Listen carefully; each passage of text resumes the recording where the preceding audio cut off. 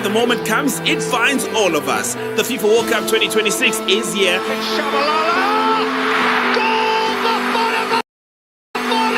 And SABC is your home for every moment that brings us together. At home, on the move, or wherever you are, don't miss a second.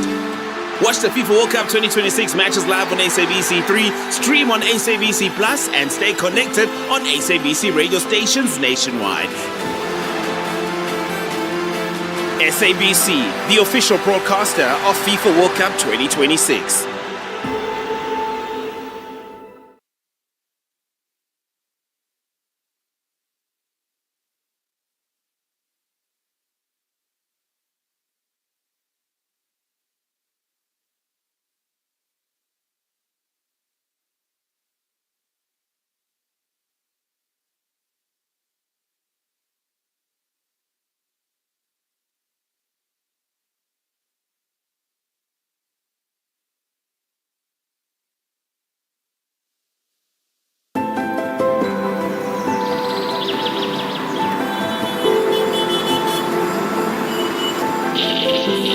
The World Cup does not arrive the same for all of us.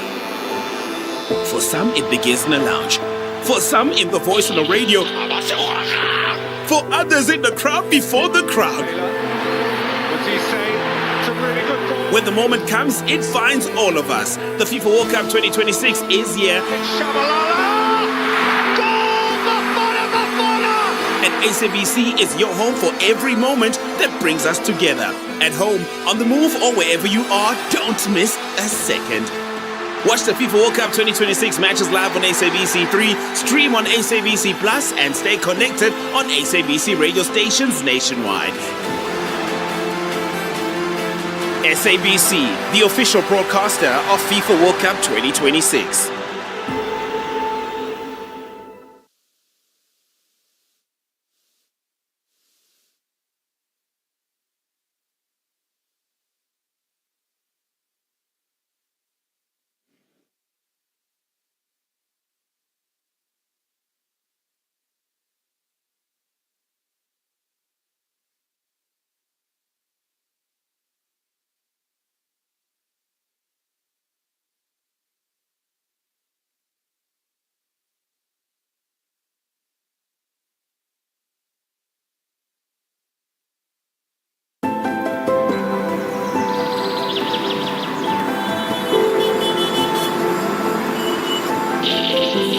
The World Cup does not arrive the same for all of us.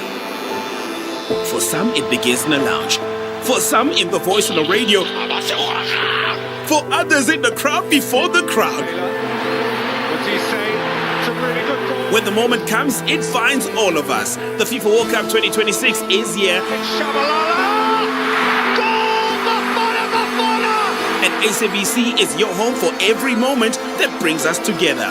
At home, on the move, or wherever you are, don't miss a second. Watch the FIFA World Cup 2026 matches live on SABC3, stream on SABC Plus, and stay connected on SABC radio stations nationwide. SABC, the official broadcaster of FIFA World Cup 2026. We'll be starting momentarily. Thank you.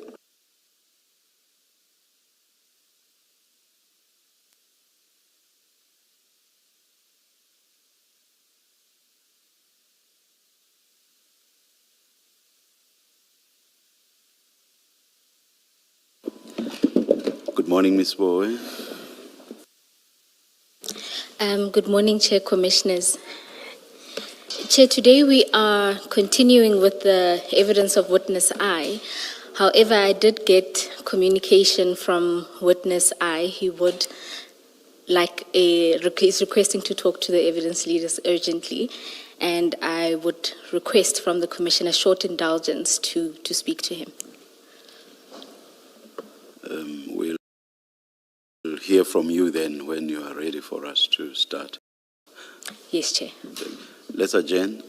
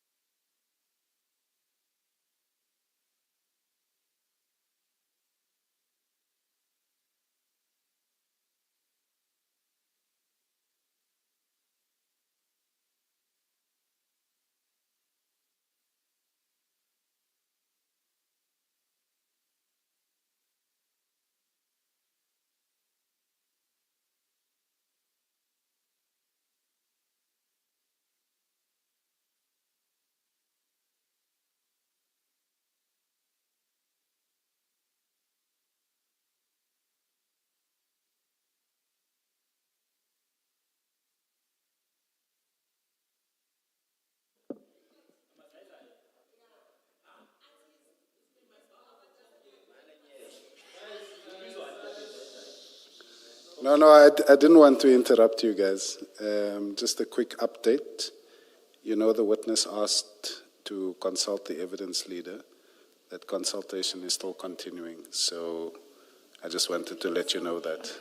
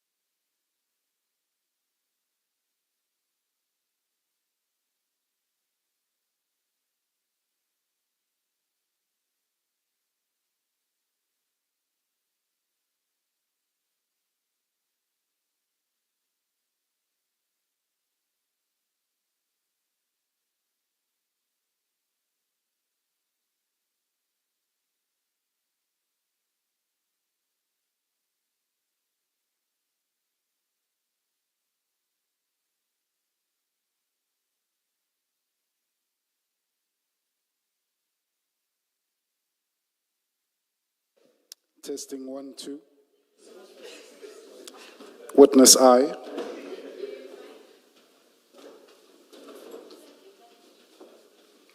I must say, guys, the sound is good.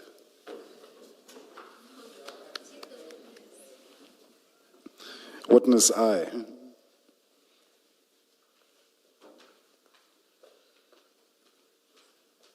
Testing 1, 2. 1, 2, 1, 2.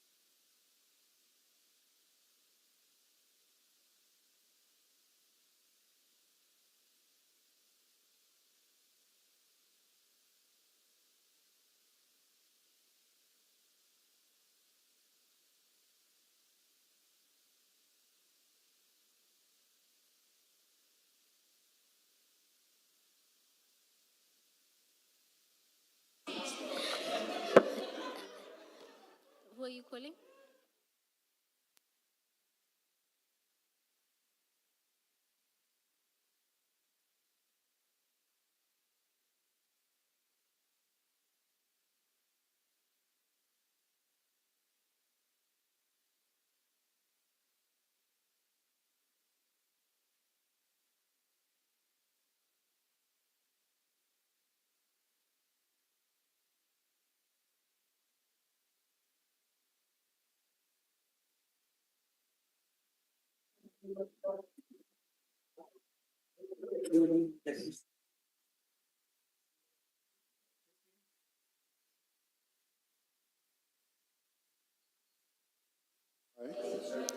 We can hear you. Yeah, can hear you. Thank you so much. We'll be starting shortly.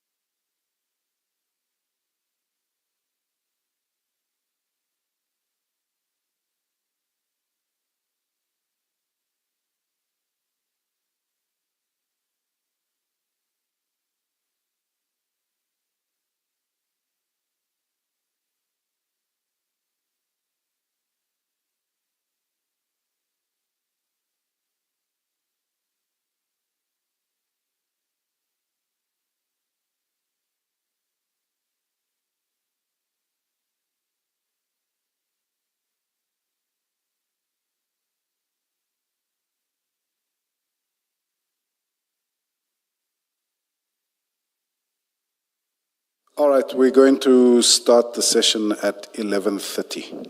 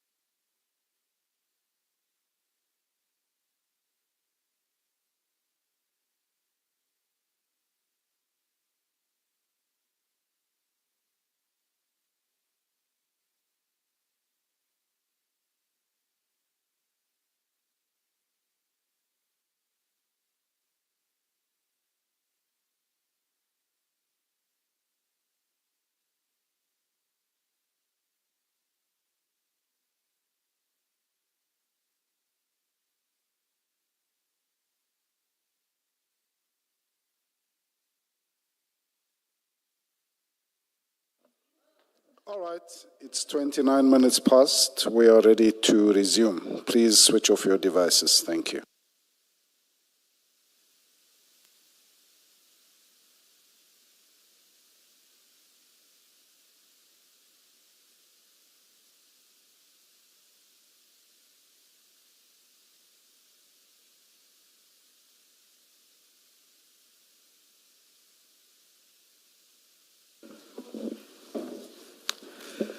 Just for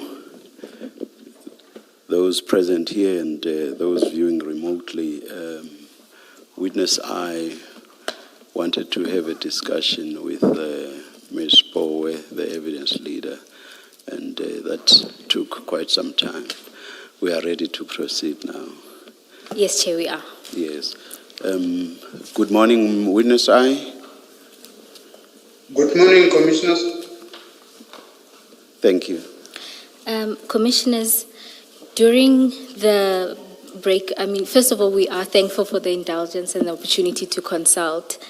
During that break, witness I indicated that he would like to do a short supplementary statement to address a few issues, and so we had to take that. We now beg your indulgence to hand up the supplementary statement so that we can start there this morning. Thank you.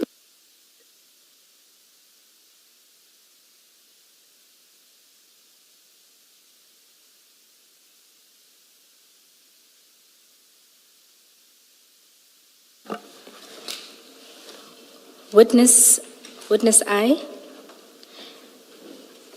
Yes, morning. Witness I, can you confirm that you have a statement in front of you which is 4 pages? Yes, I confirm. And can you confirm that you prepared this supplementary statement to give further evidence this morning? Yes, I confirm. And can you go to the last page of the statement and confirm that that is your signature? Yes, I confirm. And can you confirm that the contents of the statement are true and correct? Yes, I confirm. And you also confirm that the initial at the foot of each page is yours. I confirm, Commissioner. Thank you, witness I. If we can then go through the statement, and can we proceed from paragraph 3? Okay. Paragraph 3, preparing this statement to the testimony I made yesterday, particularly to deal with 2 aspects.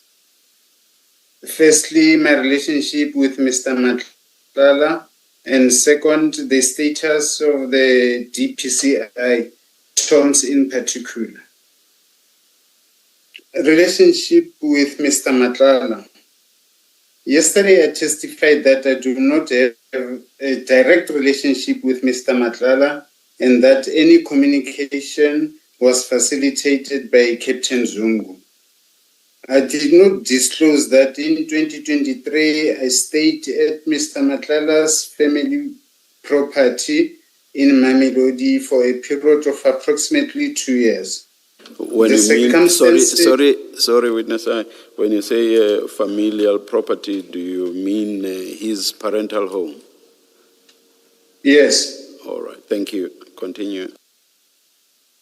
The circumstances of my stay are as follows. On or about September 2023, there was an attempt on my life. I was residing in Mamelodi when a group of 4 men attacked me at my residence. I was inside the house when I heard a loud bang at the gate. I went outside with my wife, holding my state firearm. When I opened the gate, the group attacked me and hit my head with a metal object, resulting in a serious head injury. I was bleeding and incapacitated when they assaulted me, breaking my left hand and several fingers. They then stole my state-issued firearm and left me for dead. My wife called the police and an ambulance.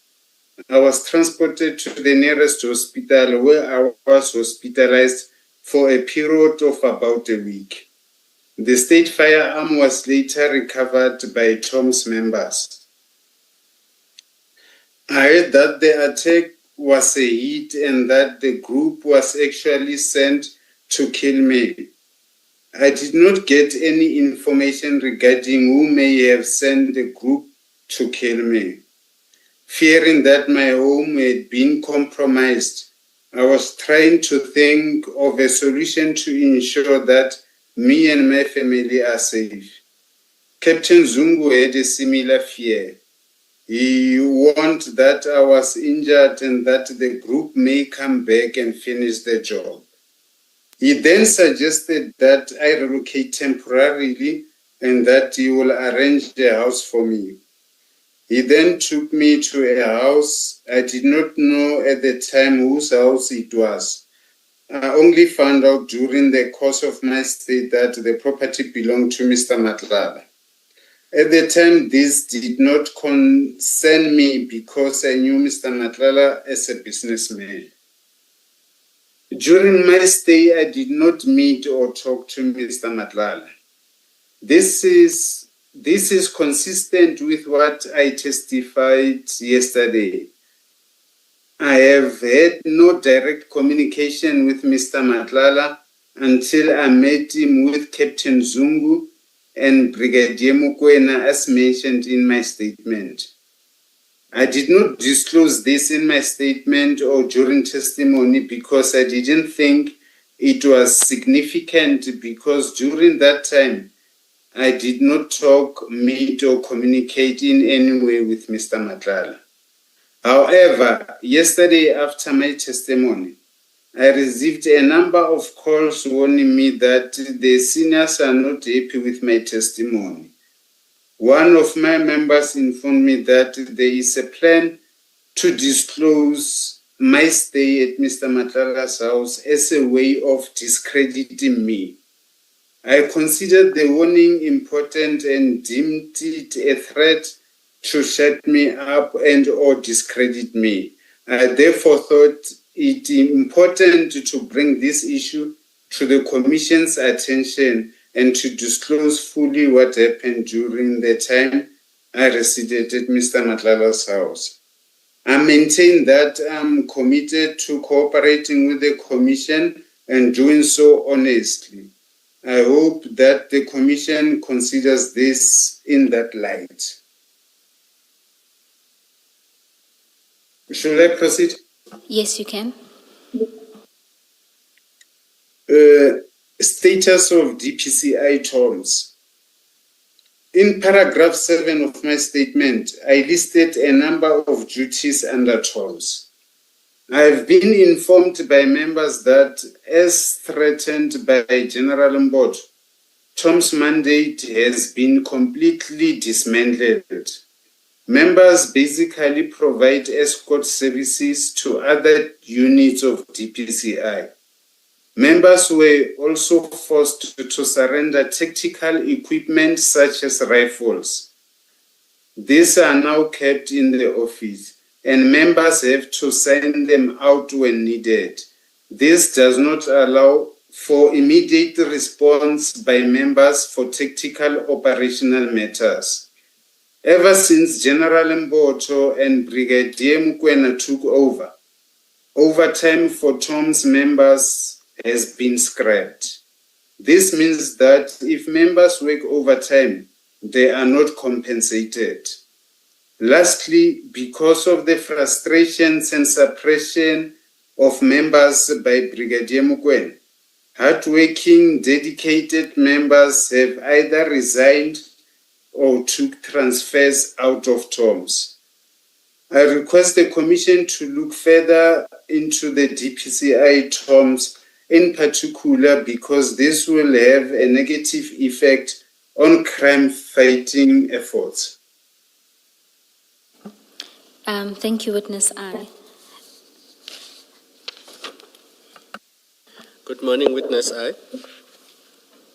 Morning, Commissioner. Can you just clarify, it's paragraph D of, 5D. So let's say paragraph 5, subparagraph D. When you lived in this house in Mamelodi, I just want to be clear, were you living there with your family? Yes, Commissioner. And where was the Matlala family, the people who lived there before? Were they living there with you, or were you given access to an empty house to live in? I was given access to an empty house. So Matlala's relatives were not there? No. And who told you that this is Mr. Matlala's house? And what were the circumstances that led to that disclosure being made to you? The house at the back, there were rooms. There was someone living in the rooms, not in the house, at the outside rooms. And that person who rented the back rooms told you that this is Matlala's family home? Yes. And then you discussed it with Captain Zungu? Yes. But you never met Mr. Matlala during that period? In other words, he never came No. to that house? No. Okay, thank you.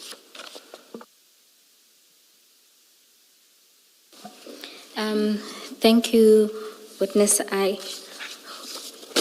Commissioners, I propose to go back to and revisit the statement and just ask a couple of questions to Witness I thematically. For this purpose, I'm going to ask that you have Stain Exhibit File 2 handy. I'm told it should have a pinkish flag. Oh. Yes.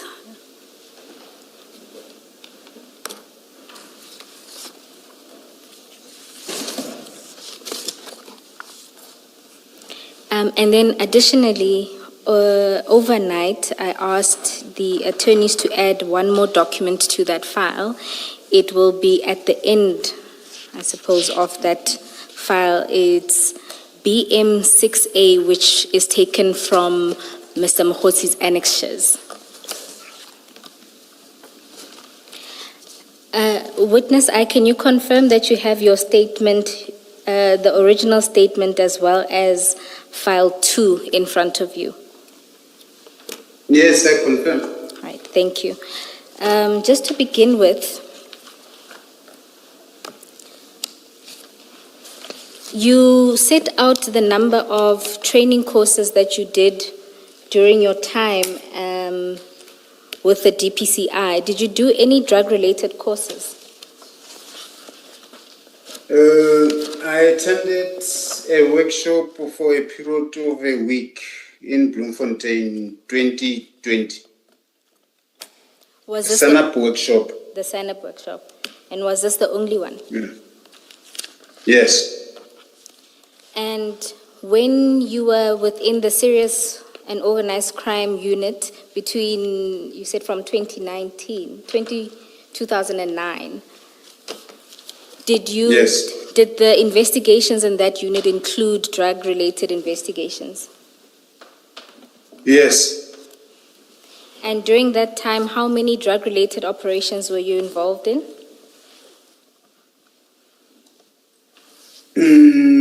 A lot of them. But the recent ones, I could only name two of 2020 and 2021. In 2020 and 2021. So the 2020-21, do you remember the 2021? How big was that bust or operation? The 2021, it was a boat. It was a truck carrying a boat, which boat had 1 ton of cocaine. And what was your role during that operation? I was called in by my commander to come to the scene on N1 When I arrived there, I found members of SANAP head office and members of my office with a truck carrying a boat by the side. And they were taking out the contents from the boat, putting them on the ground, which was ultimately found to be cocaine, which amounted to 1 ton. And what was your role during that operation? I was requested to go to office, obtain SAP 13 book from my office and bring it to Pretoria West Training College, where the seized cocaine was booked at for safety. So that consignment was booked at the training college and not at a police station? I believe it was booked when the docket was opened at Little 10. It was booked there, but it was booked there on the 13 book and taken to physically the cocaine was taken to Pretoria West College. Do you recall why it wasn't taken to the lab? I'm not sure because I was not involved in too deep on that. As I explained that for me, being knowledgeable of the scene is when I was found, and when I got there, I found SANAP head office and my office members already there. Oh, so your role was just to bring the book, basically, the SAP 13 book. Yes. All right. And then in 2021, do you recall what that operation was? In 2021, as a team leader of SANAP, my members received a tip-off of a person who will be transporting drugs, bringing them to Pretoria.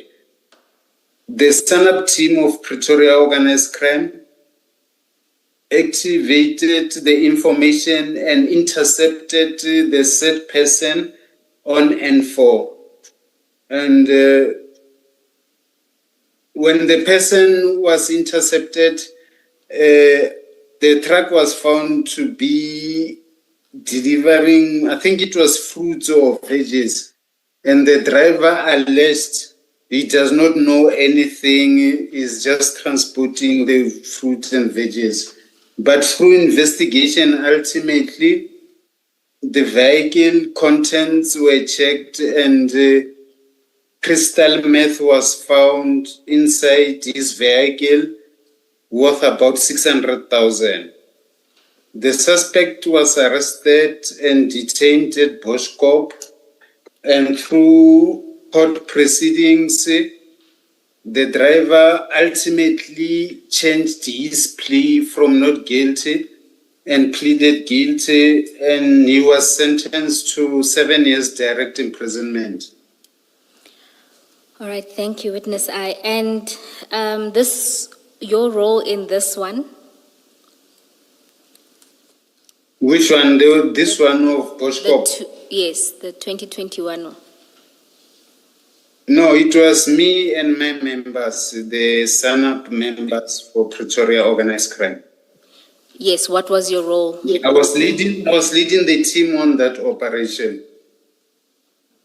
So the scene was yours and everything? Yes. All right, thank you. So you are familiar with the relevant framework, including the protocol on search, seizure, handling, processing, and disposal of illicit drugs, as well as the National Instruction on Crime Scene Management. Yes. And you used these documents, particularly in that 2021 operation. Yes. And you generally comply with these documents when executing operations? Yes, Commissioner. If I may, witness Witness I, the 2021 operation, when in 2021? It was in March, Commissioner. Okay, so it was before the Ayrton operation. Yes, Commissioner. Thank you. Yes, Commissioner. Witness I, just to confirm, after the Ayrton one, while you were still with Senate, before you were transferred to Tom's, there wasn't another operation where you were involved in? Not that I can recall of, Commissioner. All right, thank you. Now, you testified yesterday that you had an understanding with other teams wherein they would call you if they encountered drug-related scenes. Was this an operational requirement, or was this something that you organized with other people? No, it's something I informed other units within SAPS, other unit members whom I know. So this was something that you did with people you know, not necessarily that this was an organized thing that was arranged operationally that you needed? Yes. All right. And then just to understand, generally, if you arrive at a scene and there are other police officers, take for example in Ayrton, you testified that DPCI Germiston was at the scene. How is a decision made about who gets to take over a scene? I think the person who's responsible at the scene, he either continues leading the scene up until the scene is complete, or if he's not going to continue with the scene, relevant people who must take over the scene will take it over. But when I go to... I'm not sure I understand. DPCI. Sorry, witness, I am not sure I understand. Remember, in the Ayrton instance, you testified that when you arrived, there were DPCI Germiston members at the scene. Yes. And so you say you went directly to the 3 officers that were initially there and got a briefing with the purpose of taking over the scene. So I'm just trying to understand, in a context where there are those 3 members who initially were at the scene, there's DPCI Germiston who also have jurisdiction over the scene, and then you come in with your members. Who gets to decide who takes over the scene? Circumstances surrounding how the scene came about.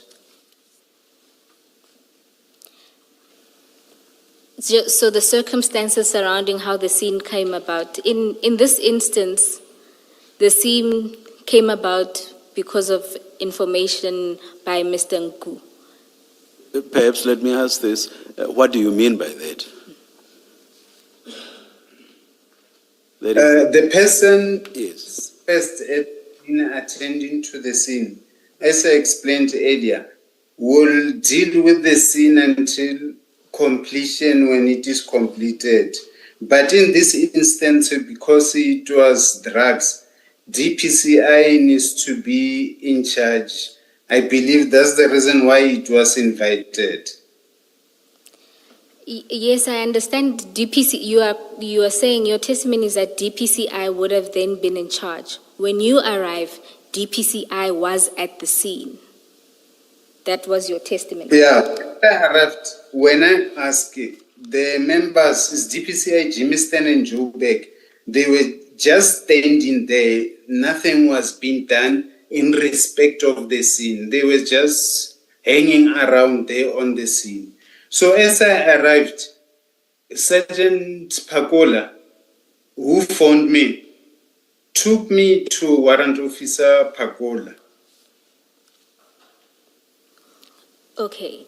I'm not sure I understand, but hopefully as we go through the events, we will get a better sense. In this instance, Sorry, witness I, if there are prescripts that state who is to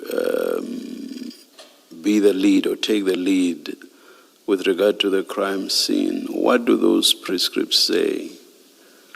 And if someone has already been in charge, what dictates who is to take over from that person? I'm not sure that I understand what you are saying. You say, I think more than once in your statement, that you expected to take over, or that you should have taken over. We want to have a clear idea as to what informs all of that. Can you try to be clear? Okay, Commissioner, the reason for me to go to the scene with my member was because my member received a WhatsApp notification the previous day, the Thursday night, that there is 23 bags of drugs leaving Durban coming to Gauteng. And my member, the source was informing him in respect of the inquiry dealt with by our office. Sorry, witness. We've read that. That explains. Yes. That explains why, in the end, you were at the scene. That's not what I'm asking. That's not what I'm asking. A whole lot of other people would have had some basis to be at the scene. So that's not what I'm concerned with. What I want to know is what dictates who is to be in charge of the crime scene. Personally, as I suspected the scene to be linked to my office inquiry, that's why I made the decision that I need to be briefed about everything. After then, I will take over, or I'll ask Warrant Officer Pakola to hand over the scene to me. This may be unfair to you, but it sounds like you do not know what dictates who is to take charge of a crime scene. I've asked you twice. Ms. Boy asked you at least once. It may have been more than once. And you have not given a clear answer. Must I take it that you do not know? Maybe, Commissioner, I'm not getting clarity of the question posed. Maybe if it could be cleared for me, Commissioner. I will repeat it for the third time now. It is this. Your statement indicates more than once that you are the one that ought to have taken over, or rather to have been in charge once you had arrived, to have been in charge of the crime scene. The question is, what dictates or what prescript says that such and such police officer is the one to be in charge of a crime scene? What law, what prescript? I'm not knowledgeable, Commissioner. Sorry? I'm not knowledgeable of any. You do not know? Yes. That was my suspicion. The very fact that this question had to be asked 4 times between Ms. Bowe and me. Thank you. Okay. If I can just follow up, because I had a similar question, maybe phrased slightly differently, but it's the same in substance. When you arrive at the Eroton scene and DPCI is already there, what authorizes you, coming from SANEP, being a SANEP team leader, to argue with General Kadwa and say it should be your scene because you have an inquiry number from 2020? Doesn't DPCI have jurisdiction or authority to deal with the scene when they are there? What authorizes you to say to them, I must take over the scene because I have an inquiry number from 2020? Is there anything that authorizes you? Commissioner, the fact that there is existing investigation already that succumb that then the scene could be part of that investigation. Leave it there, because I take it that your answer to Chair remains you're not aware of any prescript.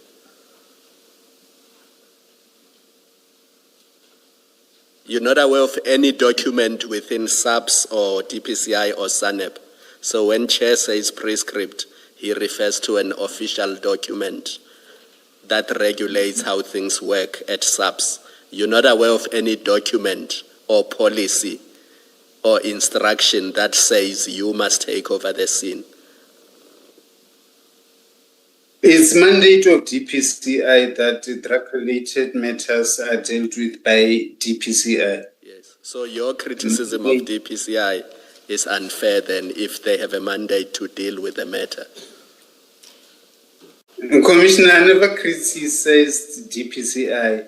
I was discussing with General Khan. It was not criticism.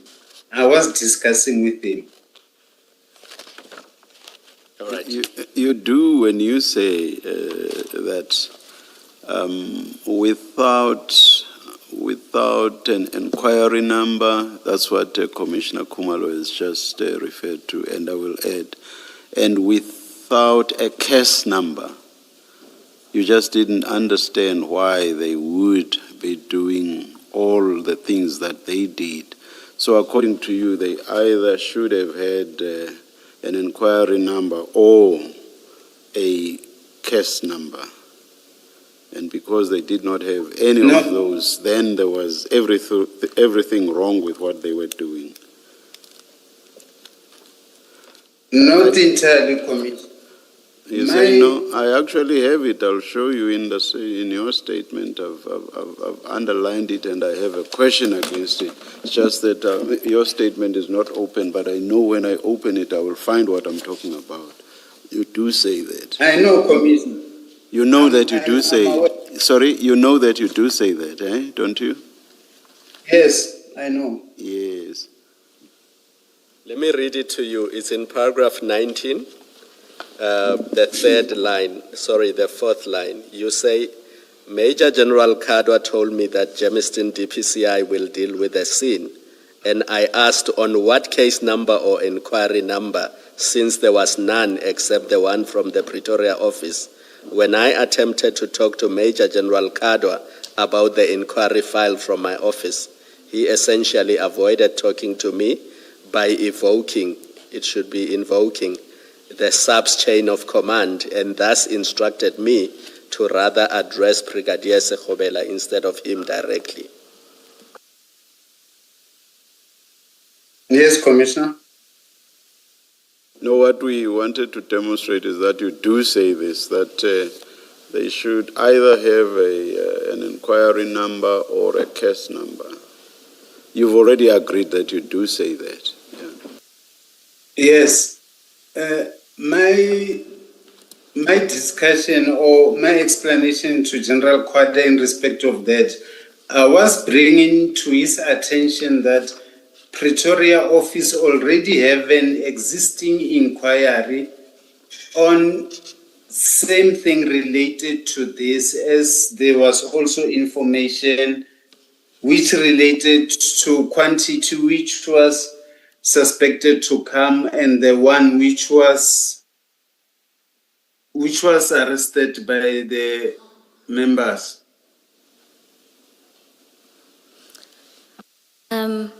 Thank you, Witness I.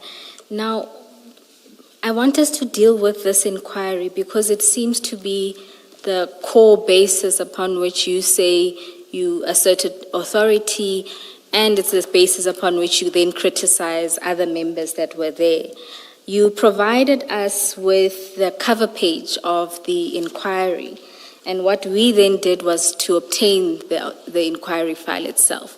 So if we can then go to page 276 of file 2, that stain exhibit file 2. 276.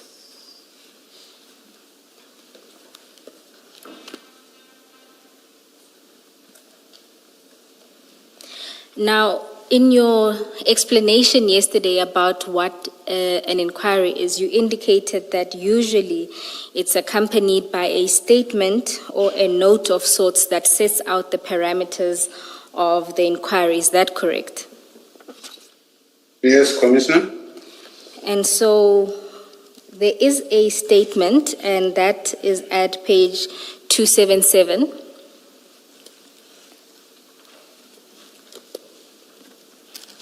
Yes? Now, if you have regard to that statement, the first thing to note is that in your statement you say it was around August 2020 when Sergeant Masoma opened an inquiry. Now, if you go to that statement and you'll see there it's a request to open an inquiry, you'll see it's not done by Sergeant Masoma. It's from a Yes. Sergeant Mokwebo. See that? Yes, I see. So that's paragraph 1 and even at the end. The second thing that you'll see in that explanation is that it first sets out the nature of this investigation. And it says there that this is a request, this is paragraph 5. This is a request to open inquiry for further investigations. Herein it is alleged that persons as mentioned in Annexure A committed the offense of dealing drugs heroin, also known as nyaupe. It goes on at paragraph 6 to say that there is a group of Tanzanian nationals who are currently residing in South Africa. They sell drugs, nyaupe, for personal gain and also own businesses around Gauteng, Free State, KwaZulu-Natal as a cover-up for their illegal dealings. I don't want to read the whole thing, but it also includes the people that they work with, including the fact that they rely on Uber drivers for transporting drugs. It also deals with how these drugs are brought into the country, and you will note that they come in, or the allegation was that they come in from Pakistan via Mozambique. They're transported into the country through different Southern African borders, in particular, mostly Manguzi, KZN, Komati-Poort, Mpumalanga, and Bait Bridge in Limpopo. And then on the next page, it lists the targets. What you will note about this is, one, apart from the fact that the Ereton drugs were, and what is described in this inquiry is an investigation into drugs, the type of drugs are very different. Secondly, the modus operandi is very different. This is transported through the borders of other countries. The targets are also very different. And on my reading of at least this note that summarizes what was to be investigated, it doesn't seem similar to the case or inquiry that you are talking about. Do you have a comment on that? Yeah, the only comment I'll make, Commissioner, is that information was received from a source who confirmed the package to be related to what was investigated by our office.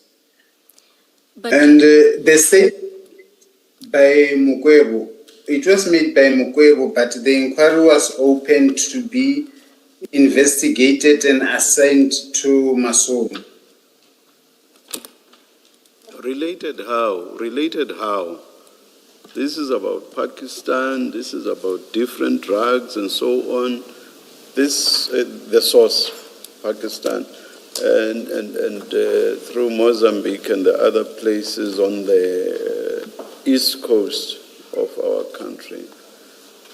We are talking about something that is alleged to have come from Brazil here, and totally different drugs. So how do you say this was related to what you had been investigating already? Can you explain that? Commissioner, the fact that the information, what is alleged, happened to be similar to what was happening. You said related. Don't keep changing. You said related. And I understood related to mean connected. Now you're shifting and saying similar. Please explain yourself. I will say it's related by the fact that information received is similar to that one of Ereton of 23 bags commission. I don't want to be rude. I almost said so what. I will not say it. You see, the distinct impression that I get is that you wanted to use the inquiry you were already involved in as a foothold for you to go to Ereton, and getting to Ereton, then leapfrogging everyone else who was there to then say, because I already have an inquiry, I'm not even suggesting that would have entitled you to take charge of the crime scene. But for you to then say, because I already have an inquiry that is related to what is happening here, I should take charge of the crime scene. That is what you wanted to do. That's the distinct impression I have. And yet it's clear from the facts that what you were investigating already had nothing to do whatsoever with with the drug bust at Ereton. It had nothing to do whatsoever. You may have gotten information from the same source, but that doesn't make the two the same. Your comment? No comment, Commissioner. Do you accept what I say? Do you accept what I'm suggesting to you? Pardon, Commissioner? Do you accept what I am suggesting to you?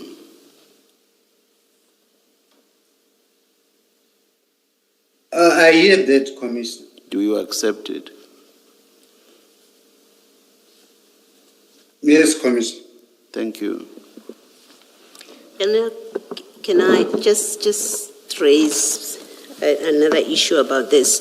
You say to us in your statement that you left your office relying on Masoma, that this was the tip-off related to an open inquiry. But when you arrive at the scene in Ereton, so you know what the inquiry is about, that Masoma falls under that inquiry number, different drugs, as has been pointed out to you now. When you arrive at the scene and you find that it is in fact cocaine, surely you know it has nothing to do with this inquiry number, different drug altogether.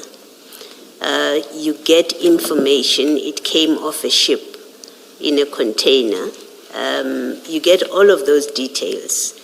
You can't reasonably at that point still have thought this has anything to do with the Masoma tip-off, or more directly has anything to do with your inquiry number. You now know it's a completely different drug than the one that is covered by that inquiry.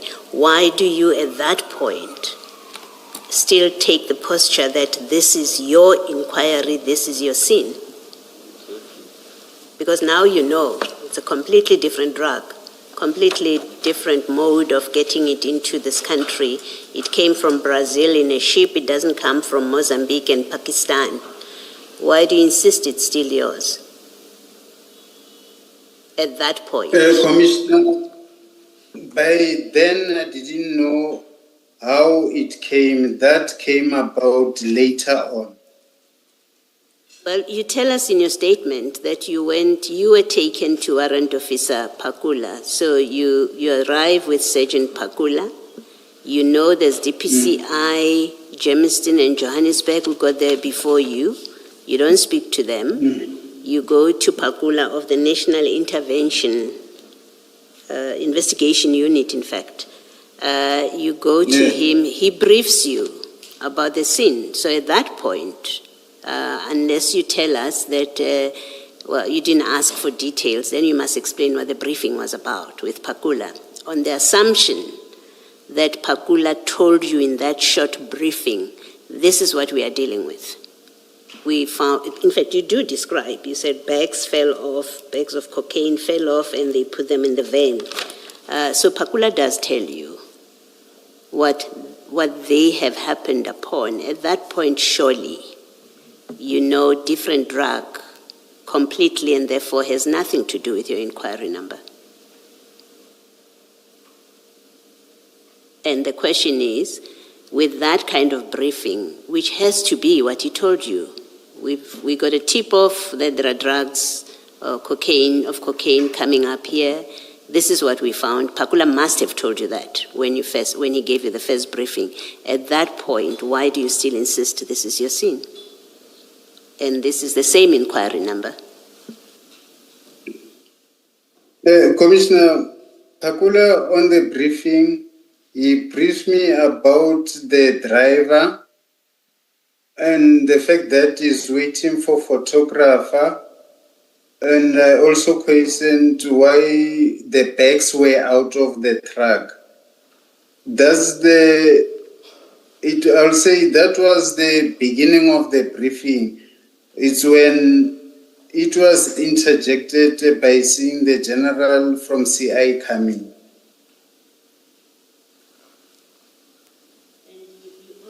Well, you also do say that you spoke to Mashaba. So I'm struggling to understand then what briefing did you get about these drugs? If you're speaking to Sergeant Pakula, you're speaking to Warrant Officer Pakula, you're speaking to Warrant Officer Mohane, you're speaking to Chief Mashaba, you're on the scene, you speak to all four of them.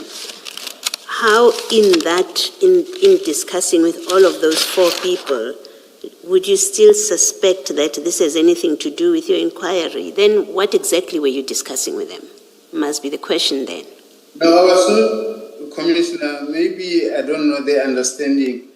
I didn't discuss with all four of them. As I arrived, I only spoke with Pakola, the warrant, and it's when the scene I withdrew after the general came in from intelligence. Speaking with Mashaba, it was after when the intention to arrest them was brought. I only spoke with him then, not when I arrived, Commissioner. You spoke to the driver and he told you that this come from port. The driver would have told you that because you tell us in 1331, I was briefed as follows, the driver was transporting the drugs. So at that point, you would have been informed that they were being transported from where? And the point, even on this limited issue, the point I'm raising with you is that, but at this point where you're told about the driver having driven to Egerton, you are given the story. He collected, he drove, he stopped at Yellow Jersey, and then he's here now. With all of that information, my question is, how do you still insist that this is has anything to do with your inquiry number? Without even asking, well, what's in there? If you didn't ask that question, then you would have been the most irrational police officer on the scene to say, these are my drugs, or they relate to my inquiry, when you haven't asked what's there, or where does this come from? Those kind of basic questions. And I at this stage at least, I'm not accepting that you did not ask those questions. That would have informed you that maybe this is not, in fact, my inquiry number and I should stay out of it. Do you want to comment? No, Commissioner, no comment. Yeah, thank you. Can I just understand this? The statement that Advocate Bowe has referred you to on page 277, had you seen it before you went to Egerton? Had you seen this statement before the day? It's a 2020 statement, Commissioner. Yes, that's the one I'm asking you about. Had you seen it before you went to Egerton in July 2021? Yes, Commissioner. So you knew that it related to Nyaupe? Yes. Okay, thank you. One other observation, sorry, Ms. Paul. One other observation, and it's a quick observation. This statement that you've been referred to of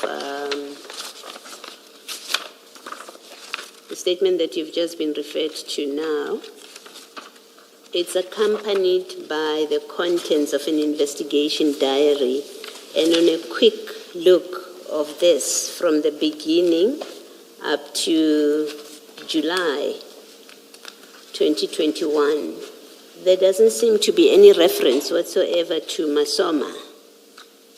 When one looks at the signatures, they seem to be signatures of people, none of whom appears, I'm not an expert in signatures, but I see Mohotsi and all sorts of other names. None of them seems to be Masoma. And so when you say he was investigating in this inquiry, it was allocated to him because that's what you're saying. You say after the inquiry was opened by Mukwevo, then Masoma was appointed to conduct the investigation.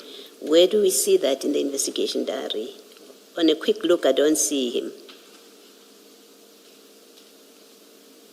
And I must confess that I have had a quick look at this and I may have missed it. But even on that quick look, he doesn't seem to feature here, which would suggest he may well have. If that is so, then perhaps it's a misrepresentation to say this was allocated to him even to investigate and therefore justify his saying that the Erotin drugs, he believed that they belonged to this file.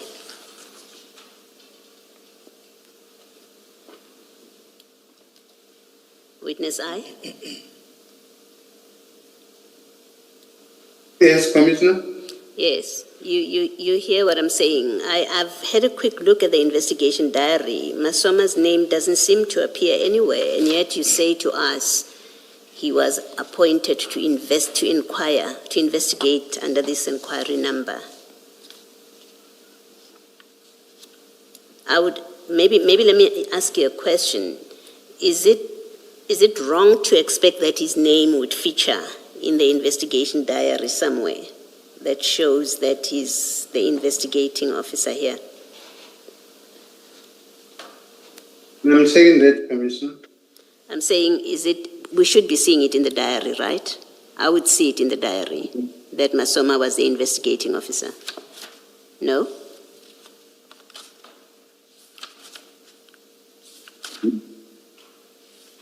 Witness I.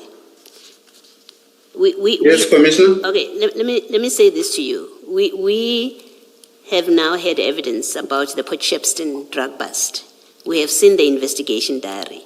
It contains the names of the people that were the investigators in that diary, and under that inquiry, from the beginning, from day one, we have names of who were the investigating diary, the investigating officers, even as it changed. Here, Masoma doesn't appear as the investigator, and I'm saying to you, then surely it cannot be that he's the investigator and his name doesn't appear in the diary, which suggests he was not the investigating officer in this diary. That's the suggestion I'm making to you, that the absence of his name anywhere in the many pages of the investigating of this diary suggests he was in fact not the appointed investigator.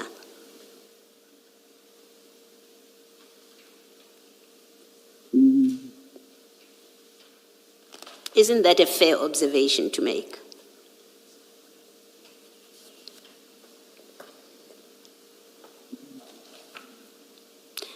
Witness, I'm going to take it that you agree with me that it's a fair observation to make that if he were the investigator, his name would reflect in the diary. Instead, other people's names appear, not his. So I'm putting to you that in fact he misled you, or you are misleading us when you say he was appointed the investigator. Otherwise, we would see it in the diary. and your inability to answer or to comment on what I'm putting to you, I say to you, I'm going to accept it as you agreeing with me that it is misleading by him or you that he was the appointed investigator under this inquiry. Commissioner, I would say by inquiry register, by the office, the appointed person was him. I was looking at the signatures here of the member who was signing here. And it seems like, it looks like it's Mukwebo's signature, as it is the person who's always with him. It looks like Masuma never made any entry. Though in the inquiry register by the office, he is the appointed inquiry investigator. All right, thank you, witness.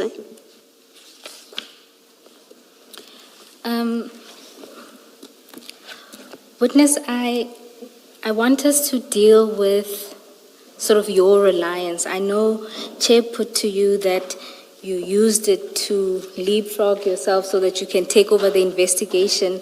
I'm of the view that it's worse than that, that rather you conspired with the first three to legitimize their operation because you knew that they had no basis to be there.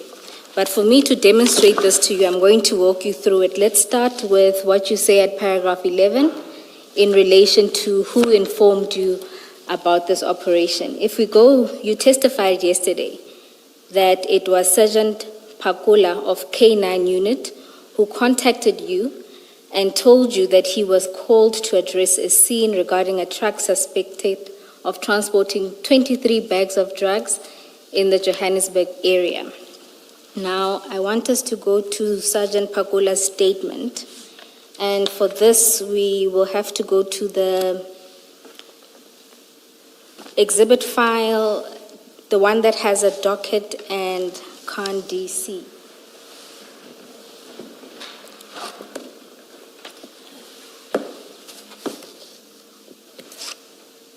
If we can go to page 408.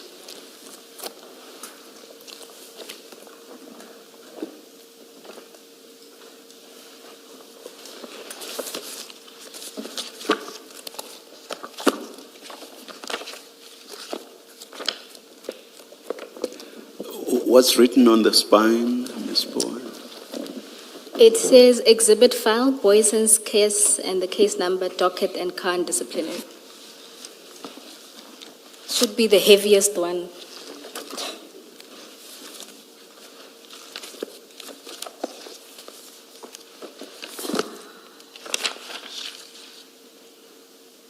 All right.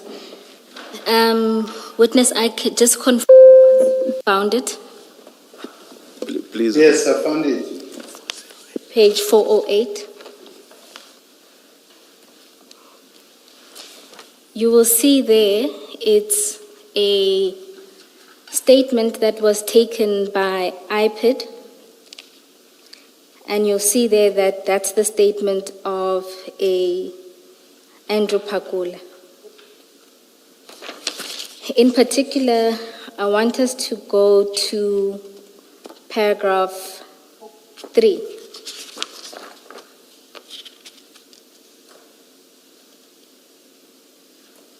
Oh, my apologies. Let's just start at paragraph 2. I'm just going to read through it quite quickly.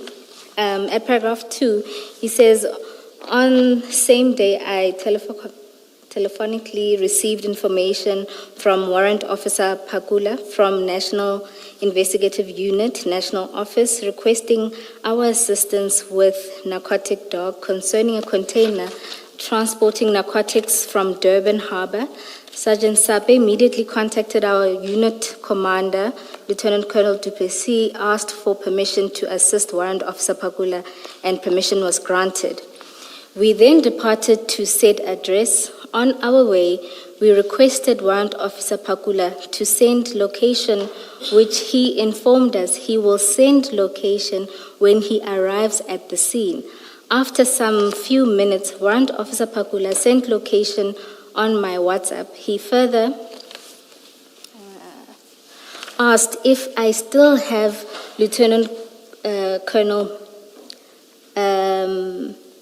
Witness I's numbers from DPCI in Pretoria, and asked me to also subpoena Witness I. You should just auto-correct things like the supin there. Yes, I'm going to go with summon or tell. Witness I, as the container, is a duplicate of his inquiry file, of which I did inform Witness I and promised to attend. Did you follow those two paragraphs, Witness I? Yes. So on his version, he doesn't say anything about having told you about the scene and the 23 bags. In fact, what he says rather is that his brother, Warrant Officer Pakula, called him and told him to bring the narcotic dogs to the scene. And he himself wasn't at the scene, because he then says that he shared the location after he arrived. And it is Warrant Officer Pakula who asks him to share the location with you. And interestingly there, he notes that he was informed by Warrant Officer Pakula that the container is a duplicate of the inquiry you are investigating. This to me suggests that rather there was a call between you and Warrant Officer Pakule. And whether it was you who made the suggestion to use the inquiry or him, you then decided that you will use this inquiry to legitimize their presence at that scene. Do you have any comment to that? No, Commissioner, the comment I'll make is that I never knew Warrant Officer Pakula up until that day. The only person I knew was Sergeant Pakula and Sapi. And so are you suggesting there that Sergeant Pakula is lying in his recollection of the events?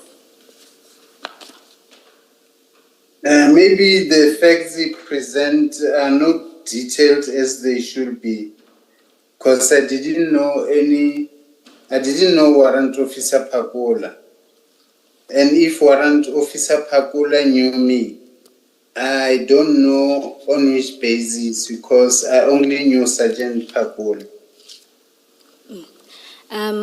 Witness I, maybe then let me tell you what you've said about this situation. For this, I need us to go to the stain file 2.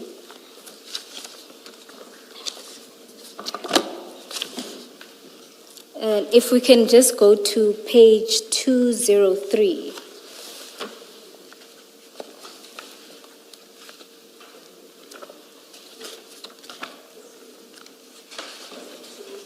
Yes, 203.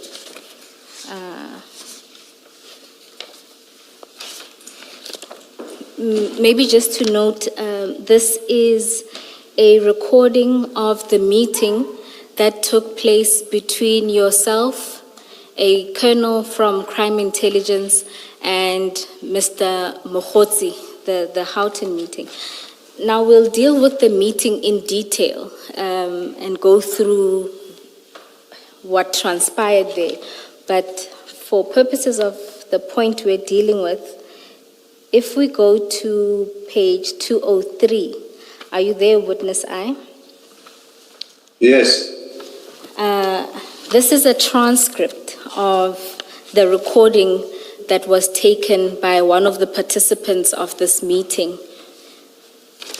You'll recall even in your statement you noted that you learned later that the meeting was recorded. Is that correct?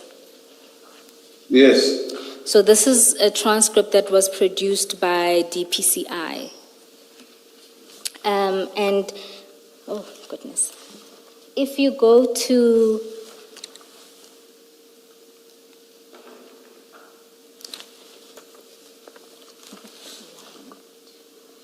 just about the middle of the page, where it says, man 2, all right, talk with me then. Maybe we start at man 1. Right in the middle of the page, it says, man 1, it's the true reflection of what transpired, but let me give you a glimpse into what I penned. Can you see that? Yes. Now, I'm just going to go through it quickly. Now, you see, from my reading of this, man 1 was you. Yes. Oh, yeah, continue. Maybe you are about to deal with what I wanted to raise. All right. Man 1 appears to have been you. Do you confirm that, witness I, are you man 1 there when you read this and in accordance with your own recollection? Are you man 1? Yes, Commissioner. And on my reading, man 2 appears to have been the crime intelligence officer. From your reading, can you confirm that? Yes. And man 3 appears to be Mr. Mahotsi. Yes. Now, when you go from that middle of the page, right, you'll see there, you say, it's the true reflection of what transpired, but let me give you a glimpse into what I penned. Man 2 says, all right, talk with me then. Man 1, which is you, says, it's the truth, ne? It's not mentioned in my statement. Even the witnesses, they're not going to mention it. It's the truth, the real truth.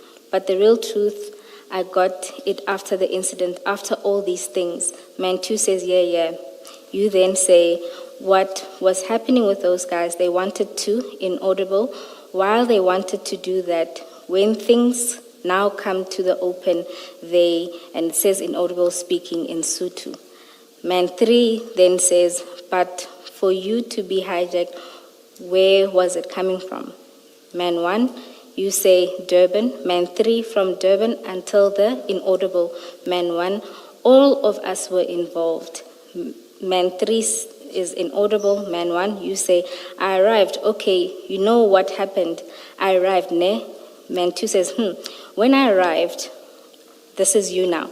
He said I needed to be briefed. While I was still being briefed, inaudible arrived. I immediately got there, inaudible arrived. When I got there, within 3 minutes, inaudible arrived. From the context, it appears to have been General Khan. Then Man 3 says, that's when they legitimized the operation. You say, Man 3 says, when was the operation legitimized after? And then it says inaudible, or they found them.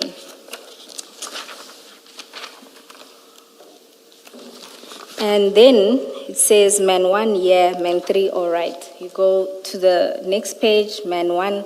After a couple of months after, I remember the guys, they were hitting inaudible. They now came to open, and when it came to open, they were fast in thinking. They legitimized things as if they were inaudible. They made calls and all that. They always called me being called. I legitimized the operation in a sense. At organized crime, I was heading somewhere inaudible, so they contacted me. Hey man, your things are here. Now, after that, it starts talking about where was Kado, which I suspect is where was Kadwa. But what it appears to me is that you were explaining to the gentleman that you are called to legitimize these operations. And then one more reference in this is at page 205. Now, this is when you are discussing what to do to stop General Khan's hearing. And there was a suggestion that a letter be written to the minister. And again, in the middle of the page, you see where man 3 says, actually let's start earlier, where you say, it's just the second entry. Man 3 says, now I'm saying the promotion you're talking about, it doesn't need for us to get Libya to do it. I think we need to pull proper strings. You say, Man 3 says, to pull proper strings, you can take these men down, these people. You can take them down alone. Man 1, you say, I can. Man 3 says, you. Man 1, you say, me. Man 3 says, yeah, you have to taken them down.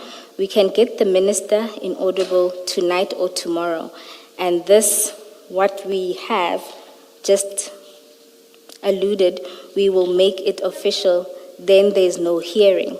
You then say the story of and then Man 3 says, then there is no hearing because we know the only thing you cannot mention is that they asked you to come. They didn't say you'd come, but they say you were misled to say this inquiry is for this, whereas it is not. It was used to legitimize, and you then respond and say legitimize. And so, from this discussion, to my mind, it appears that what you were saying to them is that you use this inquiry to legitimize the operation.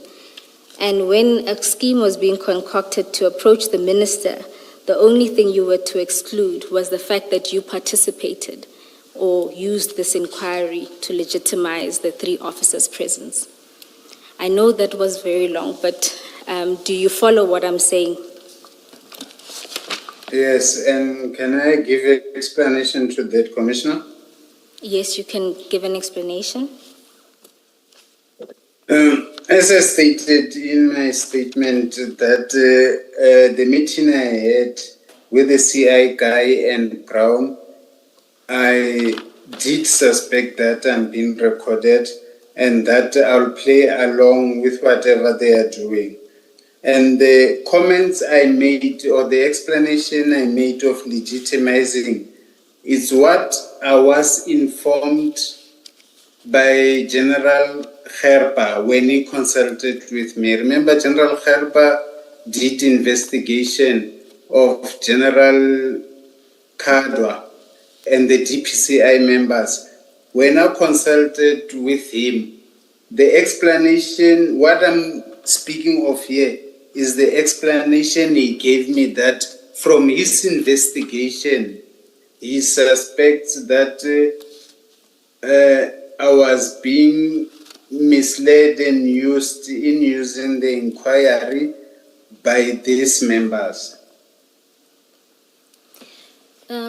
Witness, I'm not sure I follow your explanation. So are you saying that when you met with General Kherpa and he told you his suspicions regarding that you were perhaps being used, you then took that story and recounted it at the meeting?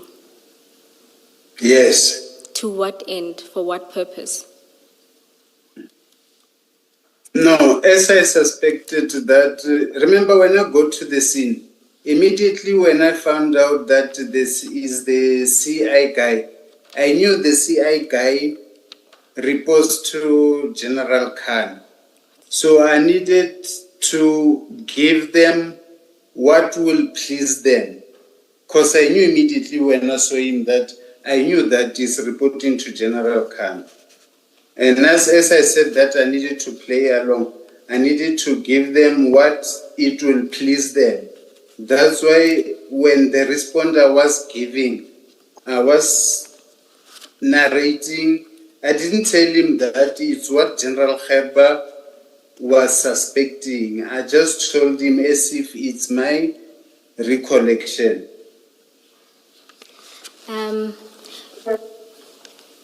We will deal with this recording in detail, but you will note that in this recording or your conversations with the two gentlemen, it is actually you who start speaking about the story, and you offer it to them. It is not you being asked, and you then portray that as the true account. Now, if you consider that. Oh, my apologies, yes? Commissioner, before we go further, the recording, this transcript, is just needed, before we continue with it, I just needed to clarify that I doubt is the full disclosure of what was recorded. I suspect some of the things has been erased or not been put in. As some of the things indicated, doesn't involve full disclosure of the meeting we had. I'll say the recording, or when it was sent to be transcribed, what was sent was already contaminated. But you don't deny telling them this and representing it as the truth. Yes.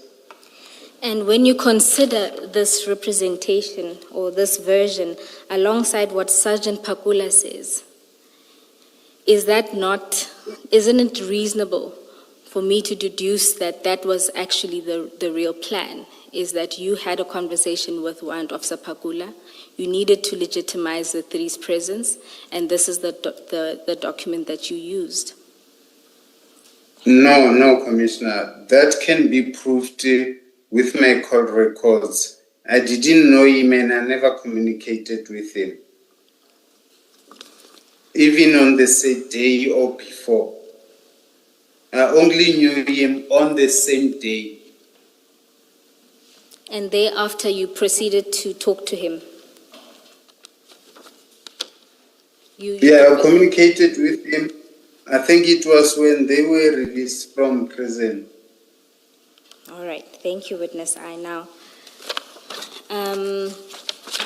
let's continue with your statement. Yesterday, I think it was Commissioner Baloyi who asked you why you needed to tell Sergeant Pakula to bring a narcotic dog. You said you were informing him because he needed to know that he must bring a narcotic dog. Just to note that even my apologies. The reason I asked him to bring a narcotics dog, sometimes I meet him, you find that he doesn't have a dog with him. So I needed to confirm that the dog is there. Because I met him, I think, twice or 3 times during the course of the days, and I found him, he didn't have a dog with him. Are you saying you had met Sergeant Pakula in a narcotics operation and he didn't have a dog with him? During an operation of narcotics? Yes, some time back, yes.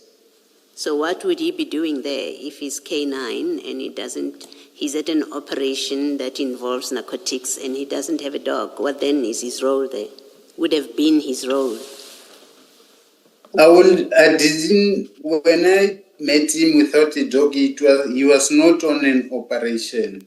Yes. He was around. Yes. Yes, that's a clarification I wanted you to make. That wherever you had met him before, it had nothing to do with a narcotics operation. He didn't have and he didn't have his dog because it had nothing to do with a narcotics operation.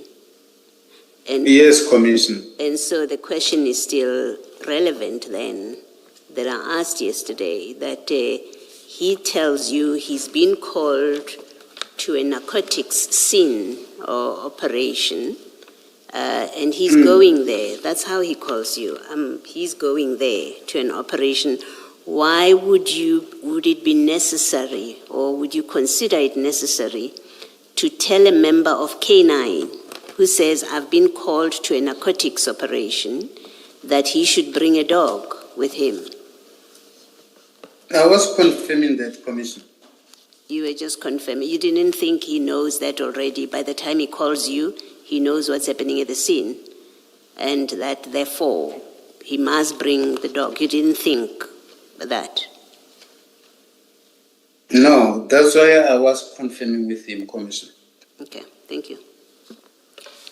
Witness, just to place it on record that if you have regard to Sergeant Pakula's statement, he does state clearly that on the day in question, they were in possession of a narcotic dog, and when Warrant Officer Pakula called, he requested their assistance using the narcotic dog and to bring the dog. And that's at paragraph 1 and 2 of that statement at page 408.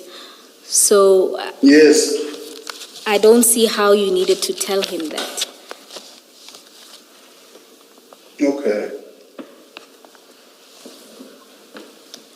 Then let's continue with your I hear statement. You hear me?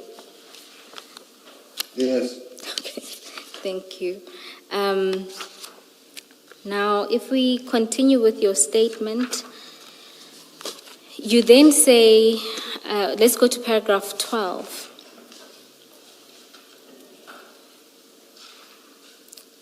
Actually, we have dealt with the inquiry. The only thing I'd want to know there is who was the source that was talking to Sergeant Masoma? I didn't ask him his source. I didn't ask him the name of the source.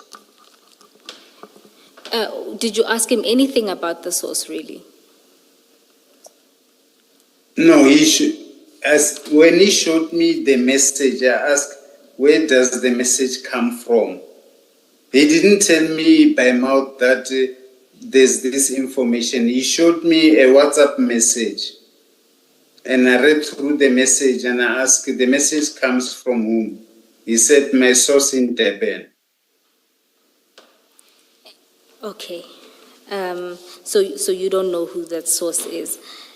Then at paragraph 13, you say that before leaving to the scene, you never reported to anyone as a senior officer. You were scared or had a fear of information being compromised at a higher level. It is, if the information was positive and related to our inquiry, the plan was to report after the arrest. Now, I want to put it to you that it's not true that you didn't report. Rather, that you did report, but what you reported was incorrect or you misrepresented what you were going to do. No, Commissioner. It's beforehand. Can I explain? All right, you can explain. Before Pakula phoned me, Sergeant Pakula phoned me, I was with Colonel Siobe. I told her I got a family thing. I needed to go to High Court on some personal issues of my son for custody things. And then she said, okay, no, it's fine. But before I could leave, it's when I received this call from Sergeant Pakula. It's not after then. So your version is that it's not you told Colonel Siobe that you were going to the Yes. High Court. And what time was that?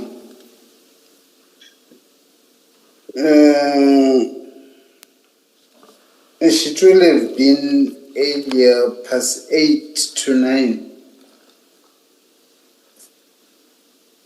And when you told her that you're going to the High Court, was that true? You had a High Court family thing that morning? Yeah, I had some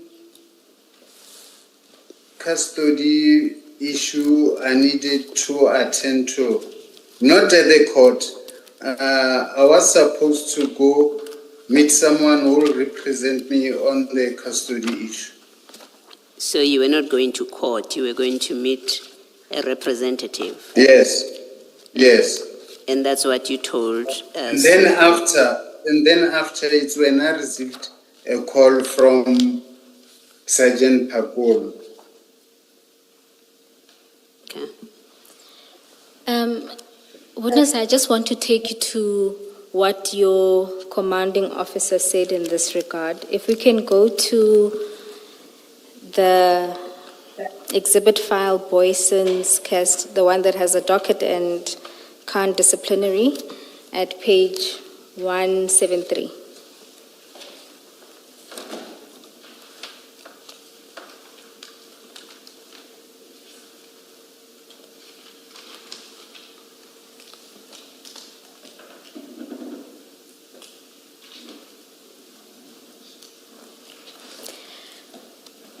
Are you there? Yes. You'll see that she speaks about what you said at paragraph 3 of her statement. In particular, she says, my apologies, just for context. She received a call from Colonel Bok inquiring about your whereabouts. At the time, Colonel Bok, who was your commanding officer, was off sick and she was standing in. And now she was giving an explanation to Colonel Bok, who was asking about your whereabouts. So, in particular, she said to him, my response to that was that this is the end of paragraph 2. My response to that was that I know nothing about such, that the two officers, yourself and Masuma, were busy with. Oh my goodness, I read the wrong sentence.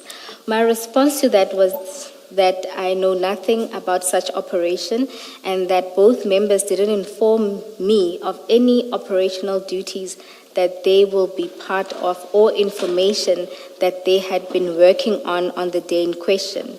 When it goes on to say at paragraph 3, I further informed that the only thing I know about you was that you told her that you were rushing to the High Court to obtain some documents.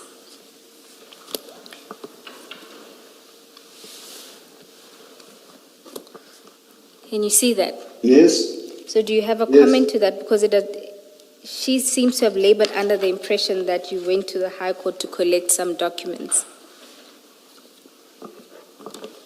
No, maybe that was the misunderstanding, because I told her about my custody issue that I needed to sort things out. Did you say Johannesburg High Court to her?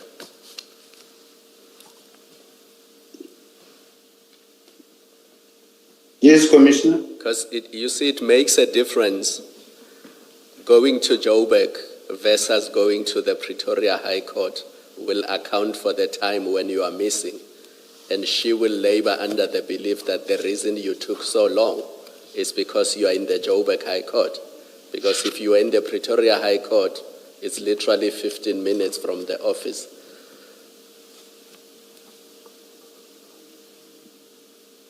Why would she think you are in the Joburg High Court if that's not what you told her? No, the person I was supposed to meet the person in Joburg High Court. All right, thank you, witness. I now, just so that we also understand your reluctance to tell your commanding officer, yesterday you testified in broad terms that you had a fear or you were scared of the information being compromised at a high level. When we asked for clarity, you indicated that initially you said conflict of interest, or that if info gets out, people may be tipped off. Just to understand, Yes. and then Commissioner Baloyi asked you who your commanding officers were, and you indicated it was Unit Commander Colonel Bork. Now, do you have any experience of your commanding officers compromising investigations? No, not my commanding office. When I report to my commanding office, he needs to report to provincial office higher up. And where is reporting higher up is where is being compromised. Now, do you have experience of an incident where you reported to your commanding officer who then reported to a provincial office and the investigation was then compromised?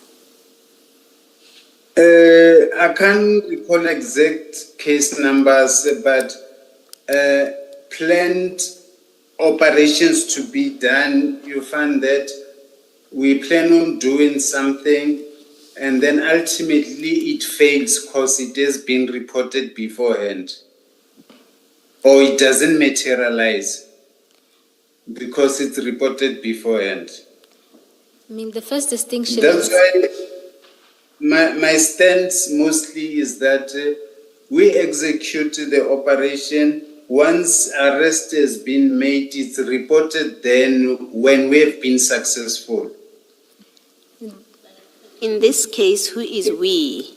Because you leave Pretoria, it's just you and Masoma, and you've had a call from Sergeant Pakula of K9.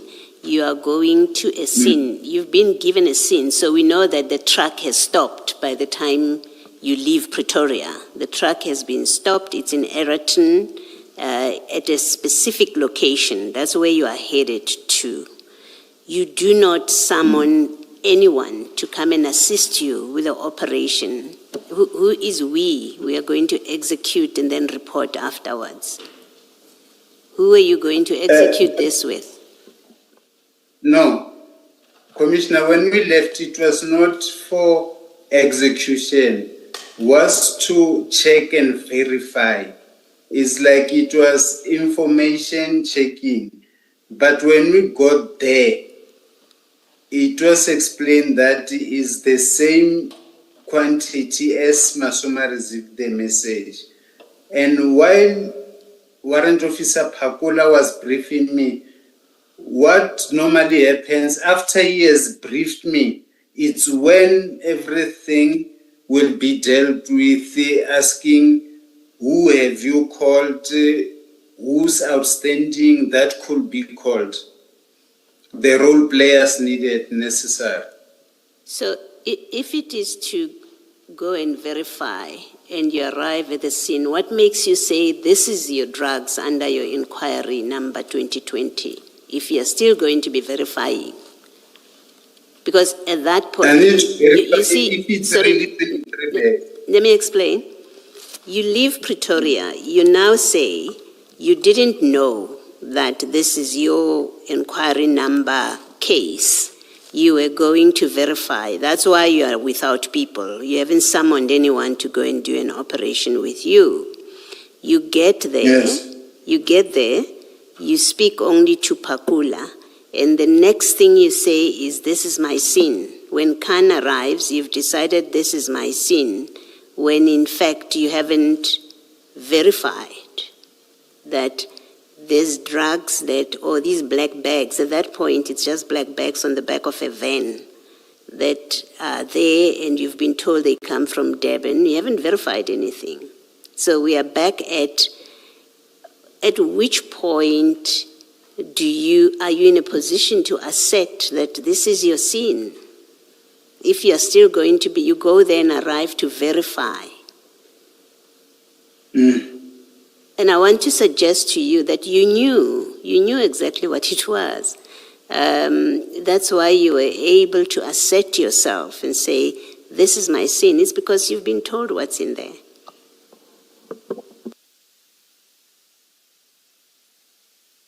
Do you want to comment? Do you have any No, comments? Commissioner. Maybe let me ask you. Okay, thank you. Witness I, before we step off this issue, I just want to understand, what do you understand to be the utility of reporting to your commanding officer when you go out for an operation, or as you say, a verification exercise? Pardon? The question is? What do you understand to be the reason why an officer must report to a commanding officer before they undertake an operation or go anywhere? So they could know whereabouts of the men. Why do you think it's important for them to know the whereabouts of a member?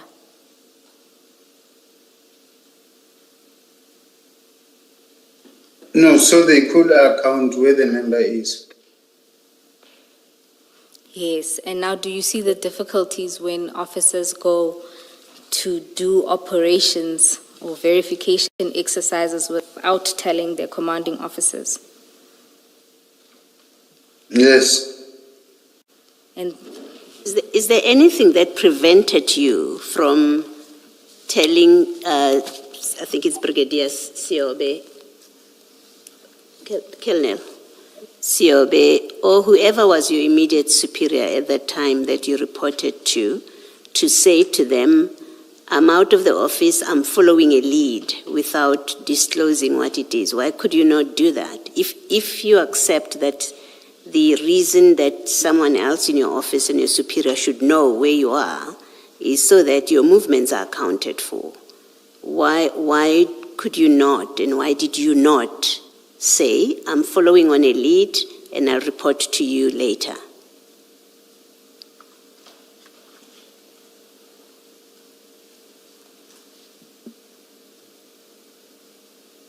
Witness. Commissioner, I believe by that status, my take was that I'll report once I know everything what has happened, when I get where I've been asked to come. Yeah, but you've told us that, so I'm asking the question, why? Why did you not say to Colonel Siobe that you informed? She was the acting unit commander, I think you say. You told her, I'm going to Johannesburg High Court, so you know that when you have disappeared, she knows you to be in the Johannesburg High Court. I'm asking you, why did you not say to her, I'm now following on a lead and I will come back to report to you once I know what's going on?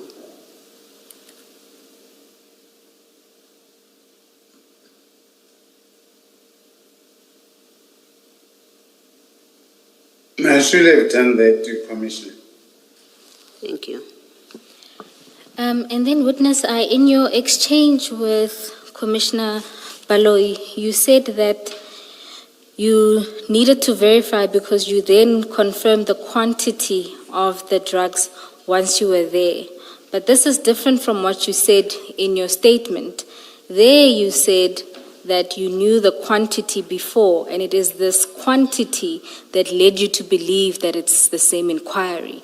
So it's either you didn't know, and so there's no reason why you would have believed that it's part of the inquiry, or you did know, and then you were just trying to conceal the fact that you wanted to go there and take over the investigation. It's one of the two, it can't be both. No, I was informed of the quantity, and I needed to confirm on when I get there that what I was told is right. It's as it is. Witness, it's fine. I hear your answer. Then I want us to... Can I just ask, you got there and you found DPCI members from Germiston and Johannesburg. Why did you not talk to them? It's their jurisdiction. Johannesburg, Egerton is in Johannesburg. Why did you not go and speak to them? You're still verifying you arrive on the scene, you don't know yet that these are your drugs that belong to your inquiry number. why do you not speak to members of the DPCI? Commissioner, the people who called me to the scene, I had to get a briefing first, and after then I'll relate with my other colleagues of Johannesburg and Germiston. I needed to get a briefing first of what is really happening. After then I relate or communicate with my fellow colleagues of Germiston and Joburg. But you were not called by Pakula, by Warrant Officer Pakula, and that's who you go and speak to. You do say in your statement that when you arrived, you found DPCI Johannesburg and Yes. and Germiston. So you knew when you saw them when you arrived that your colleagues are there. You then go to Pakula, who's not the person that called you to the scene, Warrant Officer Pakula. I'm sorry, it doesn't make sense that you would do that unless you were quite deliberate and calculated in your decision of who to speak to. You left Pretoria, and I want to suggest this to you for comment. You left Pretoria knowing with information of what the bust is about. You made a decision not to inform the acting unit commander that you are going to Eraton, because at that time you do have the specifics of where this operation is unfolding. You know that they are at a particular location. And so even your concern about where it will go out to others and there will be problems doesn't quite hold, because at this point you've been told that the truck is parked at this particular location. You don't tell your superior who's in the office, because you actually are hiding from her for wrong reasons, not for the reasons you give us. For the wrong reasons, you're hiding from her where in fact you are going. And you do so knowing that she's under the impression that you've gone somewhere else, to the High Court, because that's what you told her. You arrive at the scene, you find DPCI who have control, jurisdictional control over the scene. You don't speak to them. You instead go to speak to someone who's not anywhere close to why you are here, Pakula. You allow a K9 member to take you to Pakula, and then you get, immediately after you're talking to Pakula, you haven't verified anything. You say, this is my scene. You're taking charge. I want to suggest to you that all of that conduct up to this point is calculated conduct, because you came knowing that you are coming here to an operation that you are coming to legitimize, as Ms. Bowe says, to legitimize an operation that is unaccounted for on the books. It's nowhere on the books, this operation, at that point when you arrive. Do you want to comment? No comment, Commissioner. Thank you. I want to suggest to you, Witness I, that the reason for you going to the Eraton scene, precisely what Commissioner Baloyi says, there was an unlawful operation by Makhano and Pakula and Mashaba, and they were interrupted by subs who were dispatched there by 10-111. And your presence there and your use of this 2020 inquiry number was to legitimize what was otherwise an unlawful operation to steal the drugs. You going there and presenting this number and saying you were called was a cover, so that they can say, no, this is a lawful police operation. Even Saneb is here, it has been called. But you were called after the boys and subs, or the subs who were dispatched by 10-111, had interrupted what Makhano and Mashaba were doing. And you knew going there that the purpose of you going there was to go legitimize an unlawful operation. And that's why you did not tell your superiors. I know I said a mouthful, but do you understand what I said? Yeah, I hear, Commissioner, because that's what was also explained to me by General Kheba, which I was not aware. Because it doesn't explain your conduct, even if you were aware. It doesn't explain why you would mislead your superiors. As Commissioner Baloyi said, you could have said to them, I'm following up on an inquiry that we have already opened. I can't give you the details yet. I will give you the details when I come back. They would not have leaked that information because it is meaningless, but at least they know what you are doing and what you are attending to.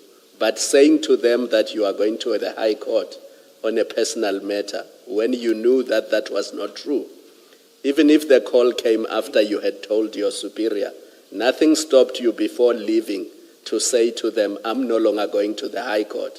I'm now following up on something we are busy with that is related to our inquiries.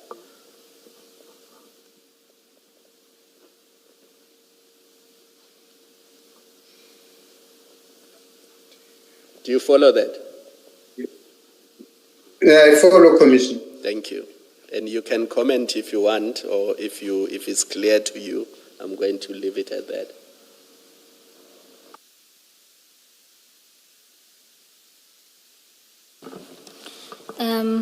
Witness I, on this topic of who you decided to talk to, I just want us to dig a little deeper.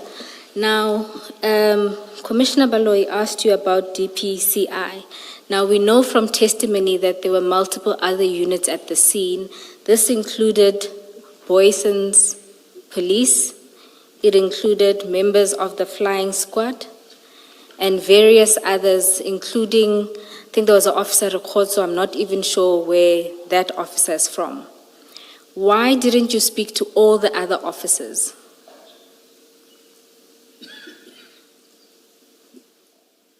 No, I spoke with Colonel JC afterwards. Yes, that was after, when you were trying to justify your presence. I'm saying because all of these units were there before you, and some of them had been at the scene for a considerable amount of time. Why didn't you talk to them?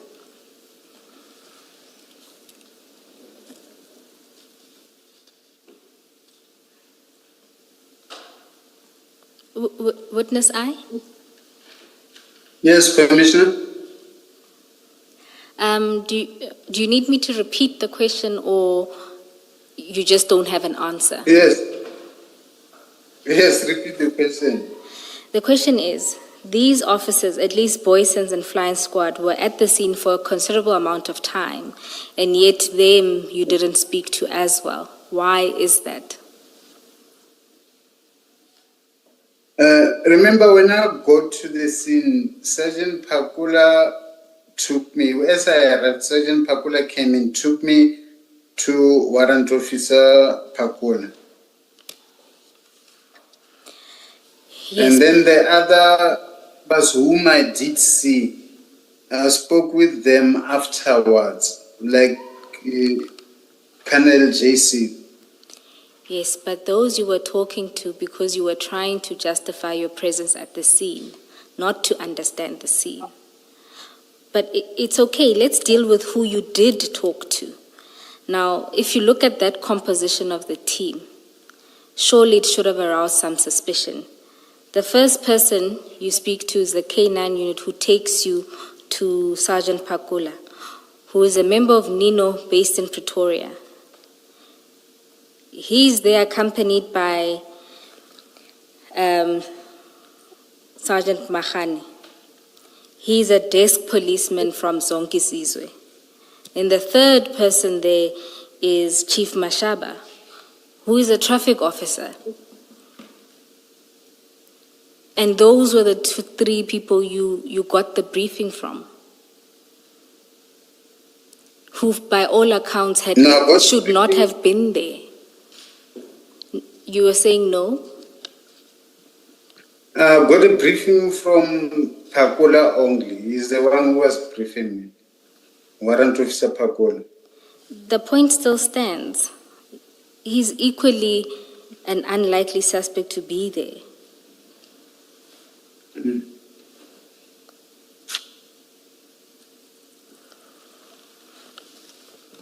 Yes, Commissioner.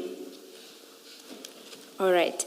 And then let's then deal with the other things that would have been immediately apparent to you. The first is the scene wasn't cordoned off. At least that's the evidence that has been led. So you arrive, there are policemen at the scene, and I guess Warrant Officer Pakula is in charge of the scene, but you see that the scene isn't cordoned off. Does that not raise alarm bells when you arrive? Yes.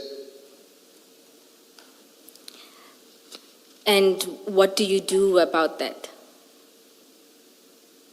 That was going to be addressed once I've been briefed in full that the place needs to be cordoned off.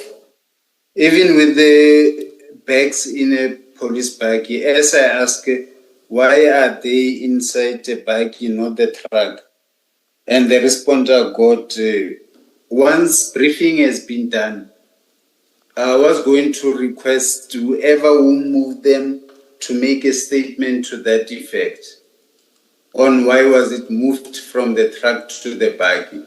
But all those things were going to be done after full briefing has been done. And you didn't think it important that the first thing you do is to secure the scene, so that while you're being briefed, you at least know that the scene is secure?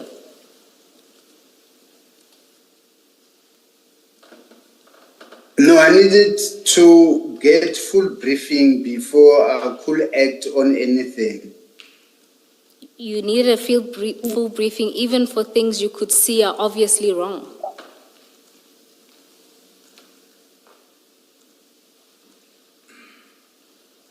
Yeah, the wrong things, Commissioner, were going to be highlighted to those members once the briefing has been done in full. Then the second thing is that key role players were not there.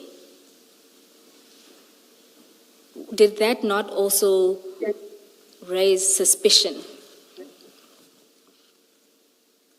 No, the only thing I was informed was that a photographer has been phoned. And you took that at face... Oh, my apologies. Continue. And that's why I needed to know if other people have been called upon. That's why I was awaiting other... And who did you have in mind in that regard? You say that contacting other people. FSL. And besides FSL?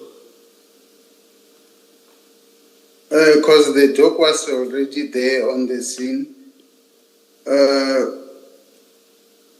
Getting details of the driver who has been placed under arrest and questioning him. No. Surely you can't be referring to the driver when you talk about other people who you expected to still come. The driver was there, so you're not talking about the driver. Tell us about the other people. As I mentioned, FSL and media license and the photographer LCRC, they said it's already been called.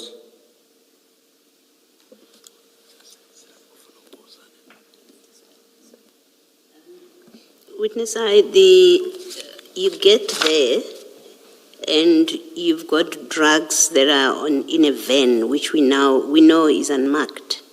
You don't think anything is wrong with that? When they tell you that... That's why I asked. Yes, and I see you say you asked, and they told you that they opened the truck and the bags fell from the truck. That's why they were kept in the police bakkie. They fell from the truck, not into the bakkie. You didn't see anything wrong with that they took those drugs that fell out of the truck, they took them and they put them in a bakkie, in an unmarked bakkie that belongs to Zonki Zizwe police station, driven by Mahane, who is a desk-bound person. At that point, you didn't see anything wrong with that? No, I knew it was wrong. That's why I mentioned earlier that statement was going to be needed on reason why it was put in a police bag. When I say you didn't see anything wrong with that, I'm asking you didn't think that conduct is suspicious. No, I took it, he didn't know how to handle a crime scene, because you don't move things which are exhibit on the mat. When you say leave them as they are. Yes. When you say he didn't know how to handle a crime scene, who? Pakula, Warrant Officer Pakula, because you say he was in charge when you got there. So you decided that Warrant Officer Pakula doesn't know how to handle a crime scene. That's why these things are on the bakkie. No, when I asked why were they on a bakkie, he informed me that he was told they fell from a bakkie. Whoever told him they fell from a bakkie is the one I refer, not knowing how to handle a crime scene. Thank you. Okay, can I ask you this? In paragraph 23 of your statement on page 8, you describe yourself as an experienced investigator. And then you say, yes, you say what your observations at the scene were, you set them out. Why do you not set out that your observations at the scene were that Mahane, Pakula, and Mashaba did wrong things that don't comply with the prescripts? Why do you not mention that in your statement? Forget the reason, they may have been inexperienced, but why do you not in your statement mention that these are the things that they did that were wrong? Why do you not mention them?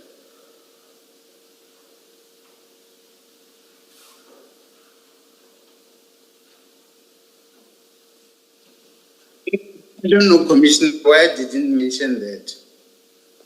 Because I believe I mentioned the actions that happens afterwards then. No, but I'm asking about... Not what I'm asking you about your observations. You are an experienced investigator. You arrive at the scene and you see that 27 bags are loaded onto a van. And you've confirmed to Commissioner Baloyi that that is not correct. Why do you not mention in your statement that what you observed there, which Mahano, Pakula, and Mashaba were doing, were incorrect and not in accordance with the prescripts?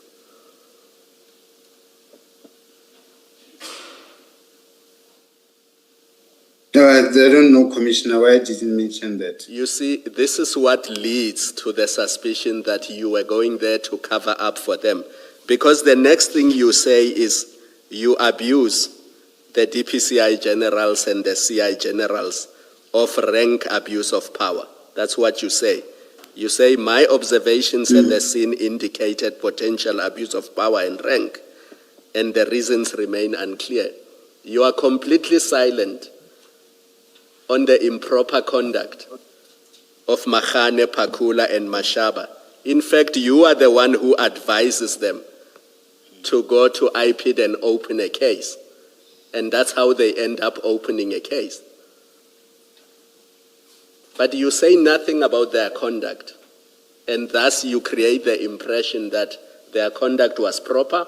It's the people who interfered with what they were doing that were acting improperly.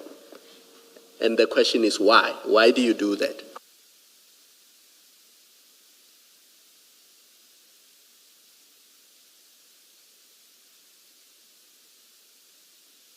Maybe I should have stipulated, Commissioner, that also their conduct was improper by removing the bags. I didn't state it in my statement. I should have stated it. You say in paragraph 24 that you were concerned that the actions of the generals appeared to be an effort to protect both the driver of the truck found with the drugs and to obscure the origin of the vehicle and its contents. Are you saying this because you were suspecting the driver to be guilty of an offense? If so, what was the basis of your suspicion? Yes, with experience, Commissioner, driver of trucks, always they say they don't know anything of the contents of the truck they are driving. But whereas they are knowledgeable and they know what they are transporting. This system The drivers are this rip-on, rip-off system of consigning or sending drugs to a consignee, do you know exactly how it works, or don't you? I have a slight idea, Commissioner. I'm sorry? I have a slight idea. A slight idea. So are you saying in that system drivers are always aware of what's happening? I'm not saying they I'm not saying they don't. I just want to know from you whether you are saying they are always aware. Most of them, Commissioner. And how do you know this?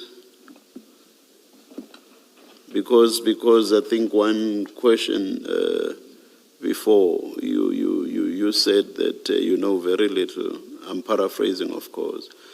So how do you know that most of them do know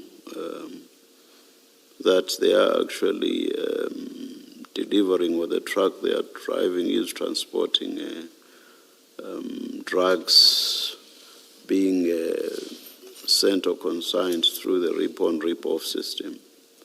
How do you know that? That most of them, underline most, are aware?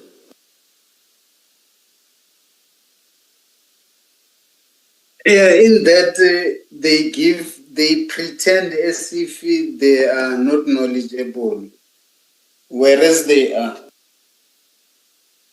Now that reasoning is what second us, because I want to know how you say that, especially that you are saying most of them know. Now you are just saying they pretend. That's not answering the question.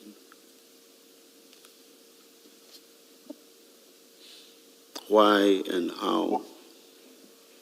Why do you say that? How do you know?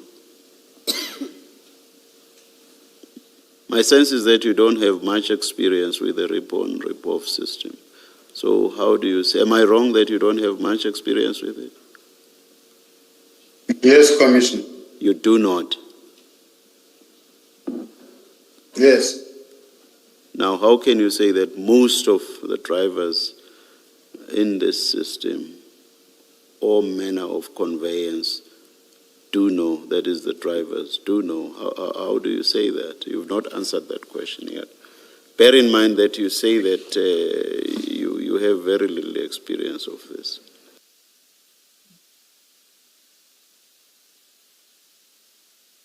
Considering previous scene where the driver, like the container which was arrested in 2020, the drivers, they did know what the contents of what they had on the boat. They did not know. They knew. And this is one. Yes. And this is one incident in 2020. This is one incident in 2020. Yes. And you say most drivers from one incident.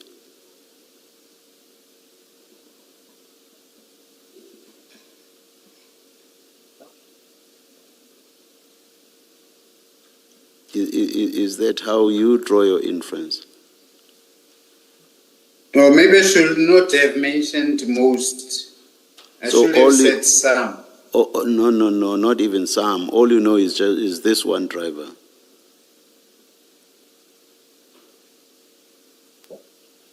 Correct?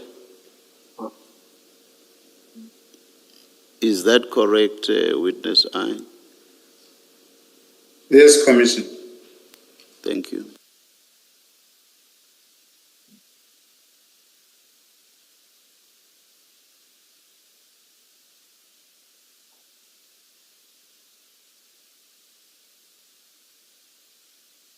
Let's take the lunch adjournment and come back at 25 to 3.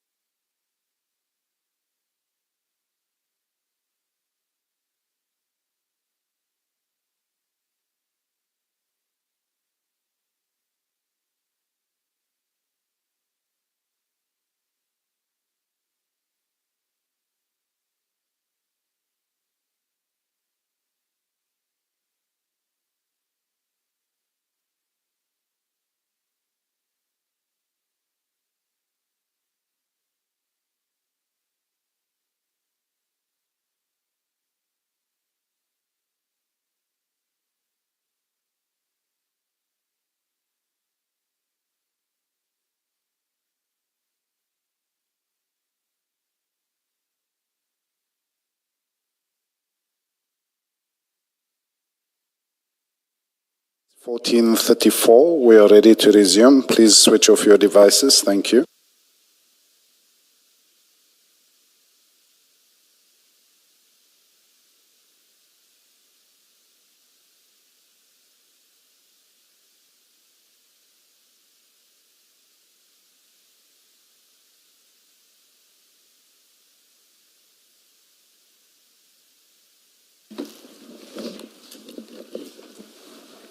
Yes, Ms. Bowen. Thank you, Chair. Witness I, Yes. can we quickly go to paragraph 16 of your statement?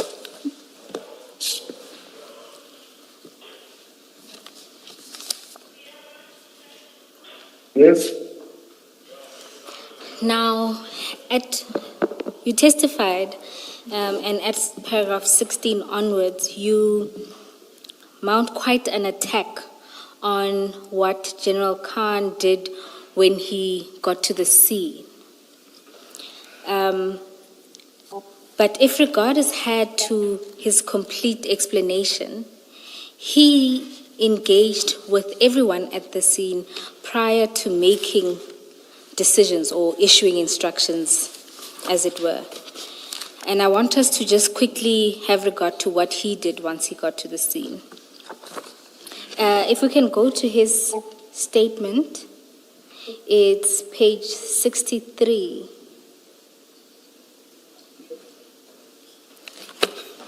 Which one of your files, Ms. Bowen? Chair, embarrassingly, I wrote the page number, not the bundle. But I suspect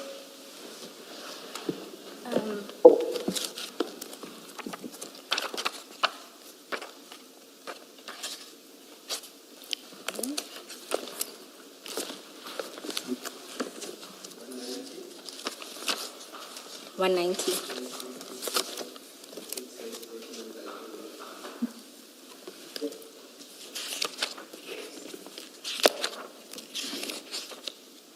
Yes, thank you, Commissioner Kumar. Witness I, if we can just go to the exhibit file, which has the docket and Khan disciplinary at page 190.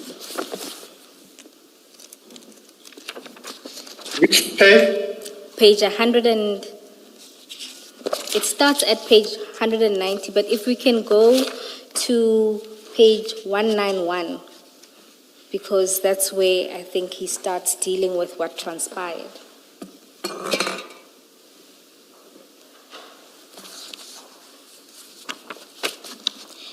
And then just before I read what he has to say, I just want to... I thought you were speaking, witness I. Have you found the page? Yes. All right. Just before dealing with what he says at page 191, I just wanted to confirm a few things. You indicated that Major General Khan didn't introduce himself to the members. Is that correct? Yes. And did you engage with him at all? No, I never spoke with him for the day. All right. I only spoke with Ricardo. Okay. Great. Let's now go to what he has to say. Let's start at paragraph 7. Just briefly, he indicates that on his arrival, he saw many police cars at the scene, including that he saw a truck and a black Nissan buggy parked next to the truck, fully loaded with black bags. He then went to the group of police officers who were at the scene and engaged with them. He got a briefing from Highway Patrol. He then engaged the risk manager of Scania. Then you'll see at paragraph 8, he then approached the members who were standing next to the buggy. And then he says there at paragraph 8 that he engaged with you Can you see that? Yes. And you say that this never happened. Yeah, this never happened. It's a lie, paragraph 8 by the general. All right, let's test if that's a lie. Now, he indicates there that he asked you why you were there, and you indicated to him that this was your operation and that you were from DPCI Pretoria. He then says he asked who your commanding officer was, and you informed him that it was Colonel Bok. And then you gave him Colonel Bok's number, and he called Colonel Bok. Now, Yeah, the whole paragraph of paragraph 8 is a lie. People who were on the scene next to the buggy can confirm that. The whole paragraph 8 is non-existent. all right, Can I just ask, how would he have known that your immediate superior is Colonel Bok? You remember we read earlier the statement of Colonel Siobe, who says that Yes. Colonel Bok approached her, came to her and asked about you, whether Yes. she knows about an operation. How would Lieutenant Major General Khan have known about who your superior is if that did not come from you? Because General Kadwa was there, he's my provincial head, and Brigadier Schobela was also there, she's my provincial commander. He would have gotten those details from the provincial commander or the provincial head. Okay, thank you. all right. Witness I. But you would not have known that you would later make allegations that you and him never interacted at the scene. He would not have known that. So Yes. why would this become an issue at all? I think it needs to be verified with all the people who were on the scene. It could be confirmed that he never spoke with me. It's me who asked other people who he was. Maybe let me put it differently. This aspect about the two of you having interacted or not having interacted, unless you tell me otherwise, it looks fairly innocuous. So I do not understand why there should be an issue around it. Are you able, why there is? Are you able to tell? I don't know. I'm also surprised, Commissioner. I'm wondering. I guess you would say I should ask the same question of him as well. If it's something innocuous, why the two of you are differing on it. Yes. Before. Chair, perhaps if we consider the evidence of Colonel Bok as a third party, I think it will show why Witness I's version is improbable. If we go to, we're in the same file, luckily, page 170. Yes, Ms. Bo. Witness I, can I take you to page 170, paragraph 2? Yes. You'll see there, it's a statement from Colonel Bok. And without reading the entire thing, he indicates that at 11:55, he received a call from Major General Khan asking if you had reported to him and whether you had a narcotic investigation in that unit. He responded in the affirmative, and he then asked him, he then indicated to him that he was going to arrest you for defeating the course of justice. Now, this is at 11:55, and I just want to place it on record that we have heard evidence that the more senior officials from DPCI arrived a little later And this is evident if you look at the next page, at page 171 at paragraph 5. There, Colonel Book indicates that he got a missed call from the provincial head of Major General Kadwa at 12:25, and that was the missed call, to which Colonel Book called him back, and basically General Kadwa was requesting the same information that was requested by General Khan. So if you are to be believed, it would be nonsensical for both generals to call one after the other, if indeed it was that Major General Khan learned from Major General Kadwa of your position. Then only one would have called. So both the time lapse and the calling of the two generals, at least to me, suggests that Major General Khan called first and pursuant to a conversation with you. No, Commissioner, I still maintain I never had a conversation with General Khan, and all the people on the scene could confirm to that effect. And then,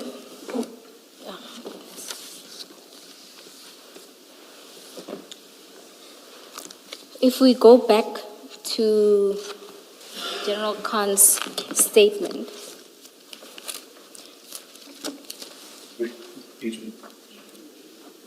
it's page 190.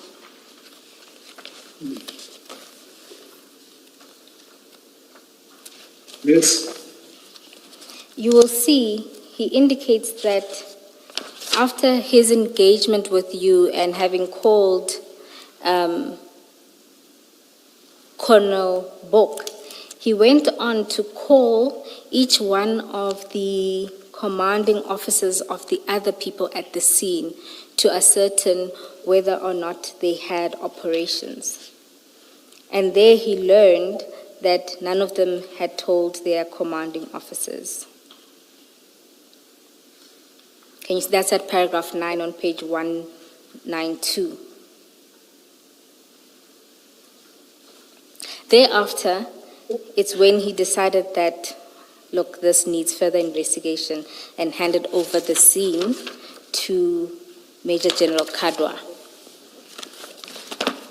Now, it appears to me that at least if regard is had to Major General Khan's version, he exercised more caution and reasonableness in that he engaged everyone at the scene before making a determination.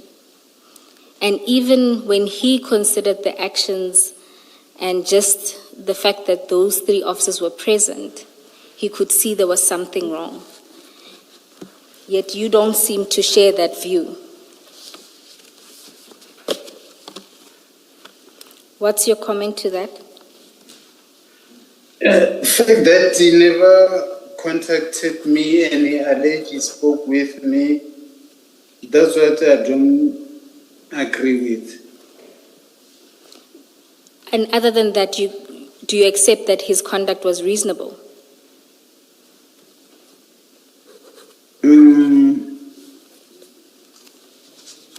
From investigative point of view, no. Because he's a general of crime intelligence, all the things he did were supposed to be done by General Kadwa. Yet you equally indict General Kadwa for having received a briefing from him so that he can assign members to do the investigation.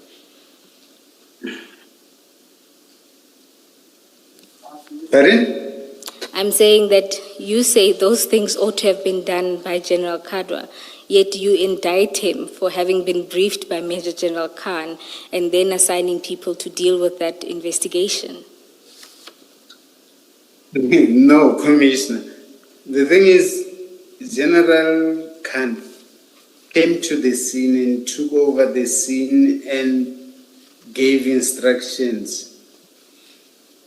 As a crime intelligence general, to start with, he was not supposed to be on scene. That's why I'm saying those things were supposed to be done by General Kadwa, who heads investigation unit. All right. The evidence that has been put before this commission is actually that the arrests were all made by Colonel Sebola now, who was then a captain.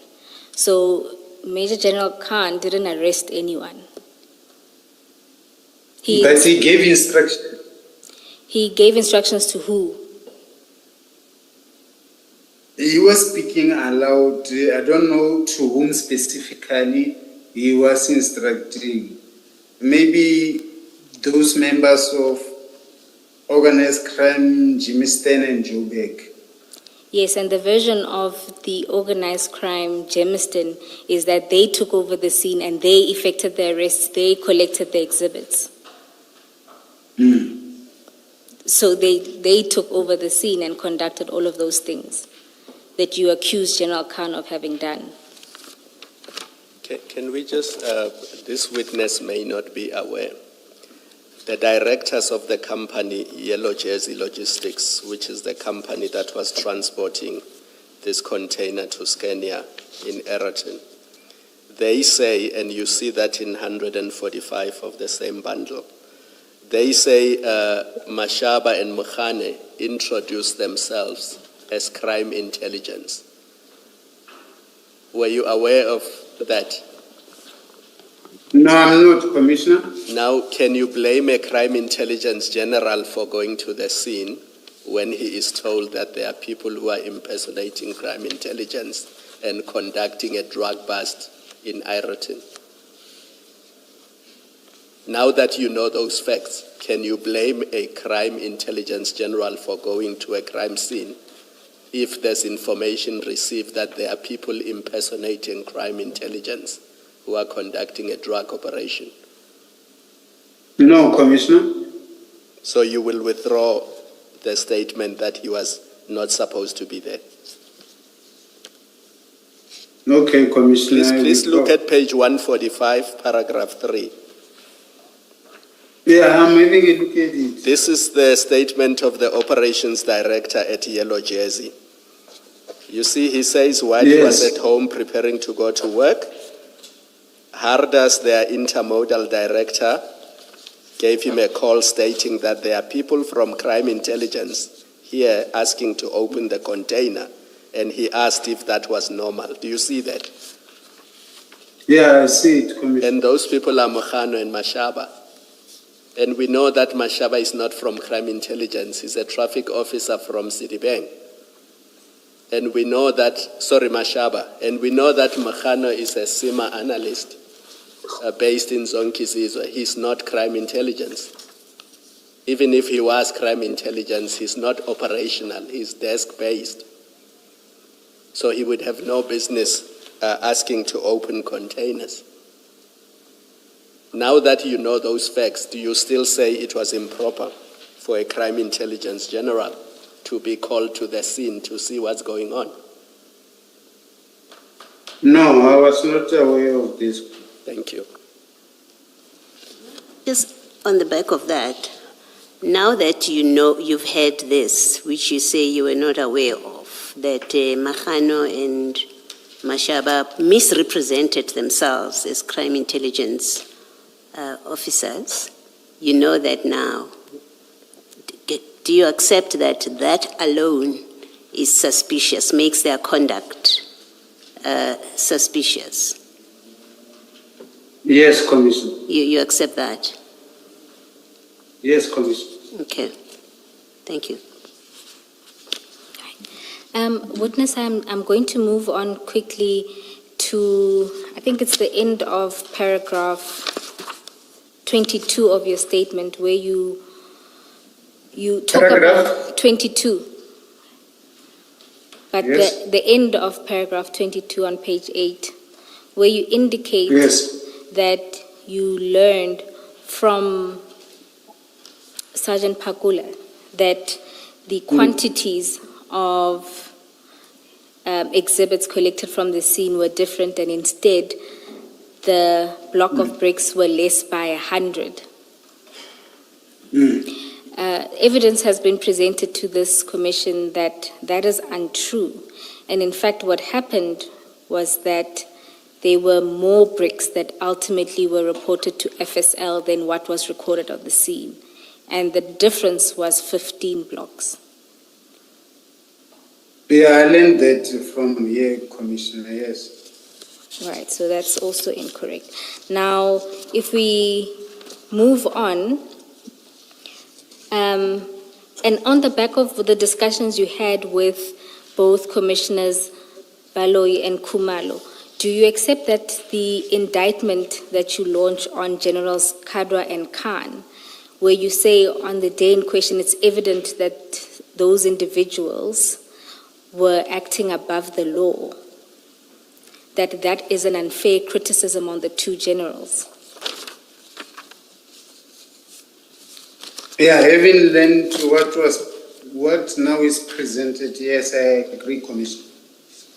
All right, and then if we can go to paragraph 28 of your statement, where you deal with the investigation by IPID into the Ayrton drug bust. Want you in particular to go to paragraph 28, where you say you were told that Major General Harper concluded that Generals Khan and Kadwa were doing their job. Just for you to note that the Commission has received evidence that Major General Harper was not investigating General Khan. That report looked into the conduct of just the DPCI officers. Oh, yes. So that's also untrue. And then, one other topic I want to touch on with you is related to... Oh, sorry, Ms. Bowe. Witness I don't know if this was covered. Can you just explain to me how the two generals had defeated the ends of justice?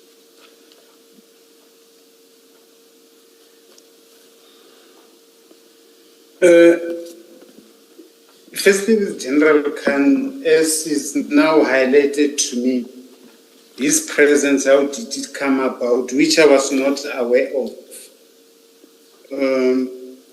But before... Are you making that preface to then say now you accept that there was no defeating of the ends of justice? Yeah, after now being highlighted of some of the facts pointed out to me. So you no longer say they defeated the ends of justice?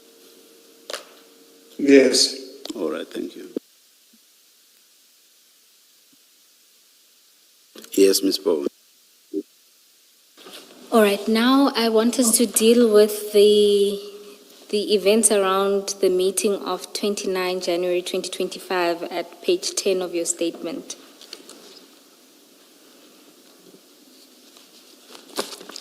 Yes. In particular there, you testified that you received a call, or at least you were informed by Captain Zungu that yes, individuals would like to have a meeting with you.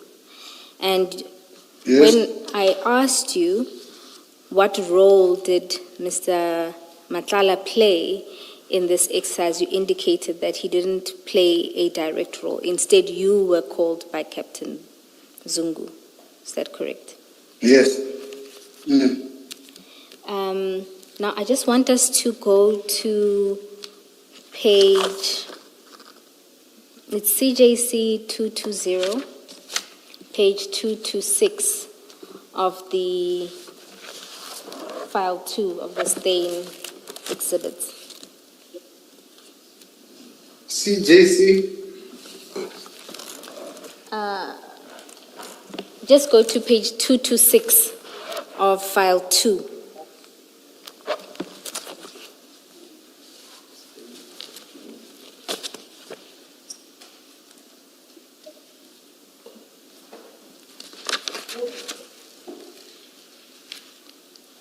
Yes. All right. Now, there you will see a conversation between Mr. Mokgotsi and Mr. Matlala. Yes. And you'll see Yes. there that Mr. Mokgotsi gives a report back after the meeting that he had with you. And you'll see at the top of the page, the second entry there, on the 28th of Jan 2025, Mr. Mokgotsi texts and says, actually, that's just the day before, it says Boso. But if you go to 1, 2, 3, 4, 5, 6, chat 6 on the 29th of January 2025, you'll see that Mr. Mokgotsi provides feedback to Mr. Matlala and indicates to him that the meeting was positive, to which Mr. Page, Commissioner. 226, just after halfway through the page. Make sure that he's got the right bundle. Oh, because yes. We are moving between bundles. Do you have it in front Yes. of you? Yeah, I see it. Yes, so you see there where he says the meeting was positive, Yes. to which Mr. Matlala responds and says, is he willing to help you guys? And Mokgotsi responds and says, I just wish he could help with a statement, and says, I think he needs cash. And if you go to the following page, on page 227, Mr. Matlala indicates and says, okay, arrange with Khan to give him cash if the information he has is worth it.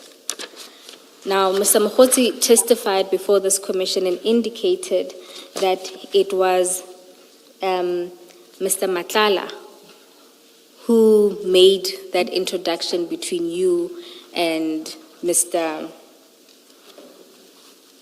Mokgotsi. You were Mr. Matlala's guy. What do you have to say to that? Mr. Matlala says he did what? Mr. Mokgotsi says that you were Mr. Matlala's guy. You introduced him, Mr. Mokgotsi, to Mr. Matlala. That was Mr. Mokgotsi's testimony. No, I will say it's a lie because I never spoke with Mr. Matlala, only spoke with Captain Zungu for the day. Even my reason going there. How did you know that the meeting that you are being invited to was facilitated by Mr. Matlala if you had nothing to do with him? If you didn't know him, you didn't speak to him, how are you able to say that he facilitated this meeting? Because that's what Captain Zungu informed me. And why would Captain Zungu assume you know Mr. Matlala to the point that you would agree to go to a meeting facilitated by Mr. Matlala? What did Zungu know about your relationship with Matlala? No, he knew I was a witness on General Khan's matter. Yeah, that doesn't explain how Mr. Matlala comes in. You see, when Captain Zungu approaches you and says Mr. Matlala is facilitating or has asked or is arranging that you have a meeting with crime intelligence officer and Mr. Mokgotsi, he has to have a reason to believe that you would go to that meeting if he mentions to you that it's a meeting arranged by Matlala. Otherwise, his conduct doesn't make sense. If he has no basis to think that mentioning Mr. Matlala, a meeting arranged by Mr. Matlala, you would, if he didn't have a reason to think you would go. Commissioner, it was not mentioned of the people I'm having a meeting with. It was only mentioned it's in relation with the disciplinary hearing of General Khan. So, I mean, like communication for the day business can be verified by HMS billing of the day that the person I spoke to was Captain Zungu only and no one else.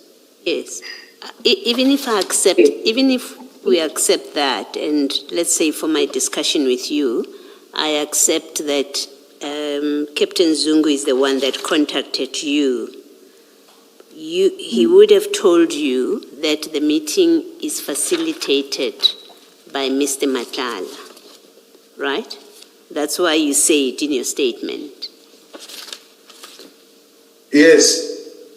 And then my question is, if you had nothing to do with Mr. Madlanga and Captain Zungu had no reason to believe that you have anything or to even think that you have anything to do with Mr. Madlanga, why would he think that if he tells you that the meeting is facilitated by Mr. Madlanga, you would attend? Why would he think that? Commissioner, it's not him thinking that. I believe what led me to go to the meeting was the fact that I was informed it's in relation to me being a witness on General Khan's matter. It entails General Khan. The fact that I was informed it entails General Khan, that's what led me to go.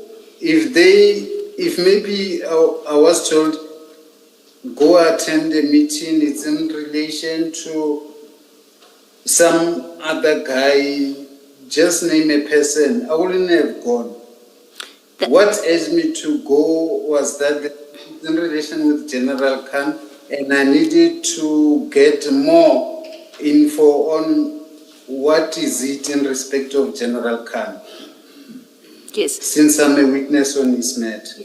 Yes, the emphasis of my question is on Mr. Madlanga, not what the meeting was about. It's on it being mentioned to you that the meeting is facilitated by Mr. Madlanga. It seems a random mention to you. If it doesn't make a difference. If you didn't know Mr. Madlanga, you had nothing to do with him, and Captain Zungu had no reason to think that you have anything to do with Mr. Madlanga at all, that he would mention to you that it's facilitated by Mr. Madlanga just doesn't make sense. It comes out of nowhere.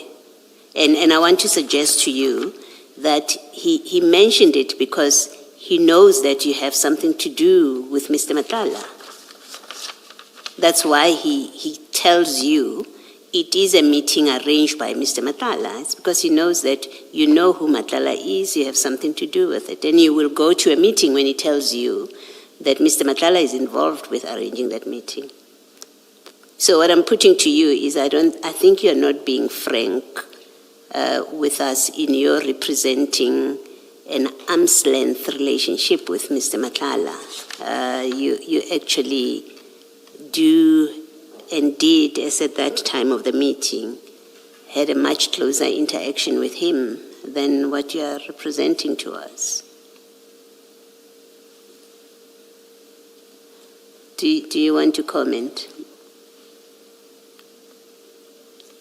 No, I don't have any comment, Commissioner. Thank you. Witness, I get a sense that you have forgotten what you said in your supplementary statement. Did you not say in your supplementary statement that from around August, September 2023, Zungu arranged for you to go live in Madlanga's family house for a period of 2 years? Yes. Yes. So why in your response to Commissioner Baloyi, do you not mention that there was that relationship? My suspicion, and this is an inference that I would like to draw, but to be fair to you, I'd like to give you an opportunity to respond.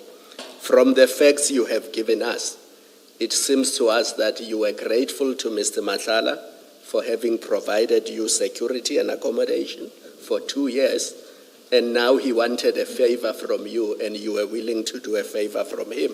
You are willing to do a favor for him, rather. was not willing, as I did not, Commissioner. Thank you. Witness I, I'd like for us to then have a look at what happens at this meeting that was facilitated by Mr. Madlanga. Maybe before you move on, you took us to those WhatsApp messages. Maybe let's ask the question, even if the answer may seem obvious. Okay. At page 227, witness I, of that bundle that started at page 226. In fact, let's start at 226. Mr. Mahotsi says to Mr. Madlanga, I think he needs cash. And we know from Mr. Mahotsi's evidence that this discussion was about you. Your meeting, that you want cash to be able to assist, if you're going to assist them. Then Mr. Madlanga, that is Dlamini there. We know Dlamini is Mr. Madlanga from the evidence. Dlamini says, okay, arrange with Khan to give him cash if the information he has is worth it. Did you receive any payment from about relating to the case of Mr. Khan, of General Khan? No, Commissioner, earlier on, you remember, I mentioned a fact that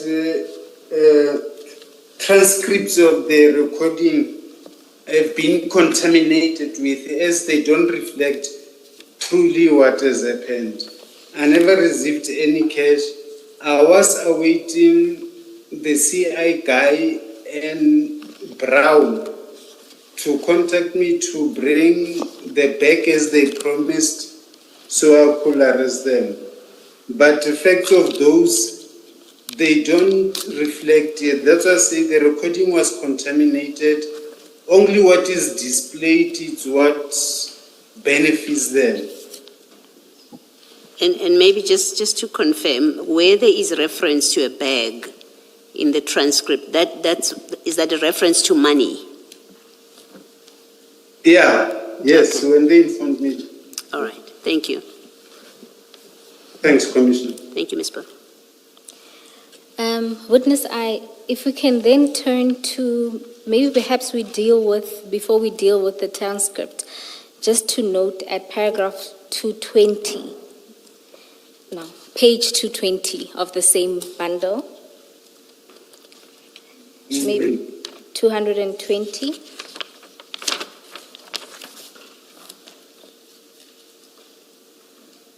Yes. Just to contextualize this was an application to get verbal authorization to run a section 252A entrapment. Remember yesterday you explained to us that this is one of your responsibilities now at TOMS. You will see at paragraph 2 of that document that there's a description of what transpired at that meeting. Yes. And you'll see there, briefly it explains that there was a meeting between you and the CI officer where you indicated that you were going to give evidence before a departmental hearing whereby Major General Khan is charged with misconduct. It is alleged that you then told these two men that the disciplinary hearing was a set-up, but that you were willing to change your testimony at the hearing in order to assist Major General Khan in winning the case. They inquired why you would do this, and you indicated that Mr. Mohotsi would be in a position to assist you by utilizing his political influence to get you a promotion to a full colonel. It's also indicated that you said you also expected a bag in addition to that promotion. And then at the conclusion of this, there was an agreement that you will meet again to finalize this transaction. Right. Now, your version is that's not what happened. The two men came to you to entice you to change your testimony. Is that correct? Yes, and further, Commissioner, I'd like to indicate that I'll say Brown Mokotsi maybe misled the people who were doing the application because it's not truly the facts which really happened. It's him and the CI guy who informed me they need to fix things. They will arrange I get a promotion and get a bag. All right. Now, if we go back now to the transcript, if you go to page 197,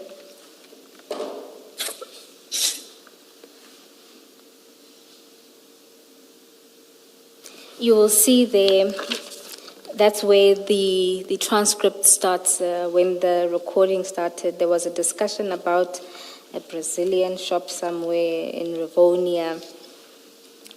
And seems Mr. Mokotsi was on the phone and you inquired whether he was joining.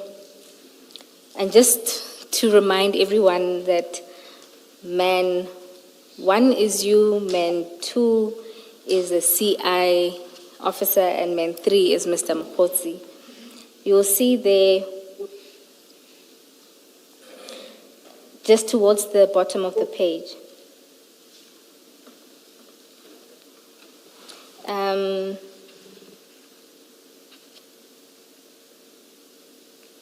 so you'll see there's where man 2 starts and says, yeah. It starts there, sorry. Towards the foot of the bottom of the page, where man 1, where you start speaking in Sesotho, or man 2 says, introduce yourself. Can you see that? Maybe that's the easiest one to point you to. Yeah. Yes, you can see that. Man 2 says, introduce yourself. You respond and say, I don't know him. It's the first time I see him. Man 2 then says, he told me he was coming to meet someone, and then he asked me to come. Says, oh yeah. And then you respond and say, oh yeah, he brought you to me. And man 3 says, he brought me home. You then, the CI officer then says, talk to me, what's happening? Then you start and say, no, it was though the, and then it's inaudible, so I don't know, they told you why. Now, if you go to the next page, you'll see the explanation that you then give, and you say, and apparently he said there's someone who can assist us in this whole thing. Then it's inaudible. And then I said, okay, we'll go and discuss the condition. And then it's inaudible, and then you say, this one is safe. Let's just say it's a syndicate. Can you see that? Yes. And what it appears is that the CI asks you what we are there for, and then you explain that somebody says you can assist with this whole thing. And then it starts. I don't want to go through the whole thing, but the gist of what happens is that you then explain that there's this disciplinary hearing coming up. You had a meeting with the employee rep, and the employee rep, you say, the way I was consulted with Khumalo, there is no chance or possibility. And then you say, I can't make sure from the evidence and the statement I made and the evidence you can overlook legally. Right? And you then tell them that there's a plot against Khan. And then there's intermittently you speak about the problems within DPCI, and ultimately you eventually get to your conditions for changing your statement. And then you tell them that you need assistance with your promotion. And you complain about the promotion process within SAP, within TOMS. And then there's then the reference to the bag. And what it seems like is that you called them to a meeting, you explained to them what you have to offer, you told them your conditions, and they told you that they needed a statement. There was a whole discussion about whether a statement would suffice. Eventually, it landed at writing to the minister in order to stop the hearing from happening, and there you will indicate to the minister that there was a plot against General Khan. And that's what the transcript of this meeting shows. This is then supported by the evidence, the statement from the CI officer, and it's also the testimony of Mr. Mokhosi. Commissioner, can I just interject? Between this transcript, it seems like some of the things are not here. That's why I was insisting. I believe the recording has been contaminated.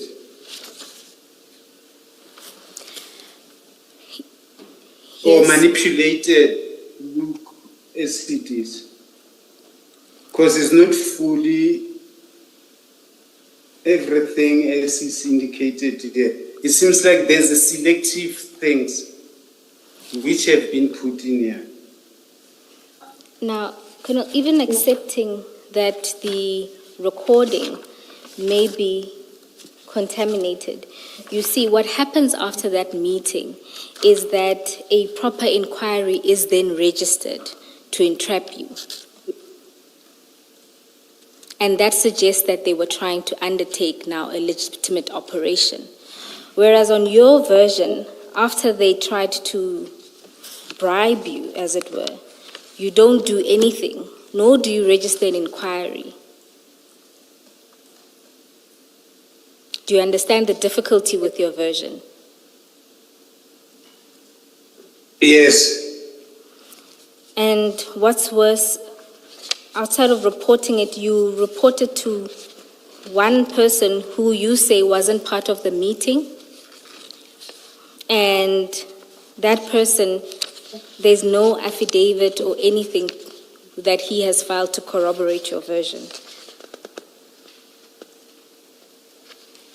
You acknowledge that?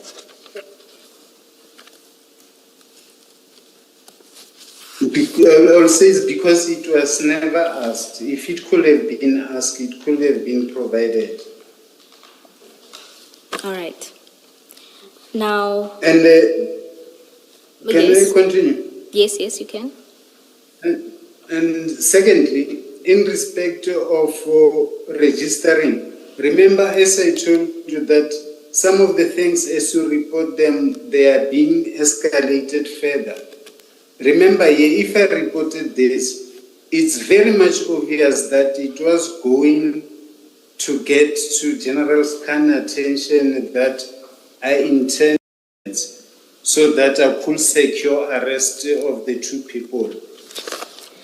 Now, Colonel, if you consider the application that was drafted in that regard, it was that verbal authorization that was sought.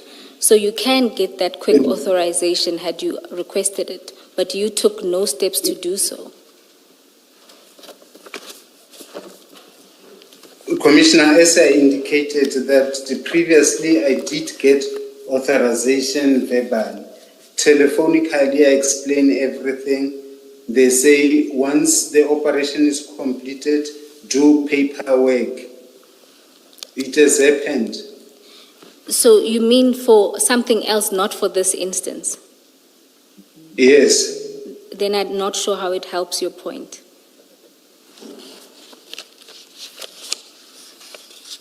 It helps my point in that the intention I had is still surface in that if they phoned me back and said, let's meet after this day, I was going to initiate that telephonic request for authorization, and once received, I executed. Just to note, there was an agreement to meet, and hence that's why they did this verbal authorization. But they never came back to me. Yes, but you had agreed to a meeting with them. Yes. In fact, I think there was even a date for a meeting. No, Commissioner, they said they will come back to me, and they never came back to me. And I saw somewhere in the transcript, Mr. Mokgotse allege I'm not around, I'm out of province. I mean, like, cross-reference could be made. I was in Pretoria the whole time.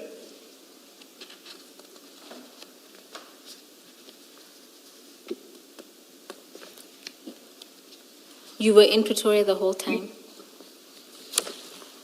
Yes, that whole month. Yeah. Well, Colonel, I'm going to put to you that your version is improbable. It's not supported by any external evidence. And in fact, we have at our disposal multiple statements from various people who have testified, including documentation and transcripts that show the opposite of what you're saying in relation to this meeting. Do you have a comment? I'll dispute that, Commissioner. I will dispute that. Thank you, Colonel.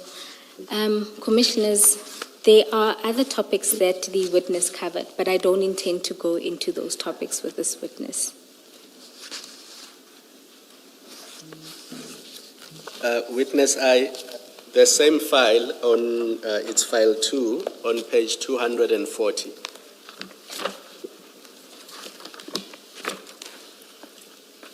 It says Colonel Stein exhibit bundle. That's the same file you were dealing with now. Are you Yes, 240. Are you on page 240? Yes, Commissioner. You will see there that Advocate Chaskalson was leading the evidence of Brown Mokgotsi, and they were reading from paragraph 35 of his statement. That's in line 4. Yes. And it says, they are reading from the statement, in December 2024, Matlala referred me to a high-ranking police officer, and I subsequently met him. I knew him as I had conducted an operation with him in the past. He shared information with me of the intention to craft a negative finding in respect of the disciplinary hearing against Major General Khan. So Matlala says, Mokgotsi says it was Matlala who referred him to you.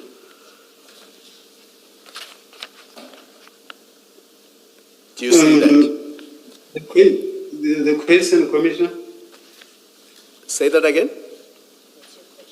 I'm asking, the question is, Commissioner? So do you dispute that, what Mokgotsi said, that it was Matlala who referred him to you, and that he subsequently met you? You don't dispute that? Yes. And then lastly, on page 242, they are continuing with Brown Mokgotsi's statement. Brown Mokgotsi says it was you who wanted money. So if you read from line 18, Mr. Mokgotsi says he spoke about something. He said, yes, he was talking about a bag. Maybe he implied cash, but he never said a bag of cash. Do you see that? No, I dispute that, yes. Commissioner. And then later on he says, it goes back to the chat that Commissioner Baloyi was referring you to, where Mokgotsi says the reason why he had to go back to Matlala is because the person Matlala had referred him to was asking for cash. Therefore, he needed to go back to Matlala to tell him that you were asking for cash. And that's how it came about, that the discussion about Khan. That Khan must organize cash for you. I will dispute that. Maybe Mr. Mokgotsi wanted cash himself. Because me, what was asked was that I change a statement, they will facilitate a get a promotion and a bag. Maybe Mr. Mokgotsi, when he related to other people, he puts me in a picture which he is the one who's doing that. Because from what you are indicating to me, the only narrative I could make is that it's him, Mr. Mokgotsi, who wants it and displays it as if it's me. Because on the meeting, it's him and the CI guy who offered me a bag and a promotional post. All right. Thank you. Thank you very much, Witness I. You are excused. Thank you, Commissioner. Yes, Ms. Bowen. Chair, we are ready to commence with the next witness. We do have a application, though, from that witness that needs to be dealt with before. So, because we just need to set up the witness, we're just going to ask for a short indulgence just to test the sound and make sure that the witness is ready, and then we can commence. We'll hear from you then. Let's adjourn.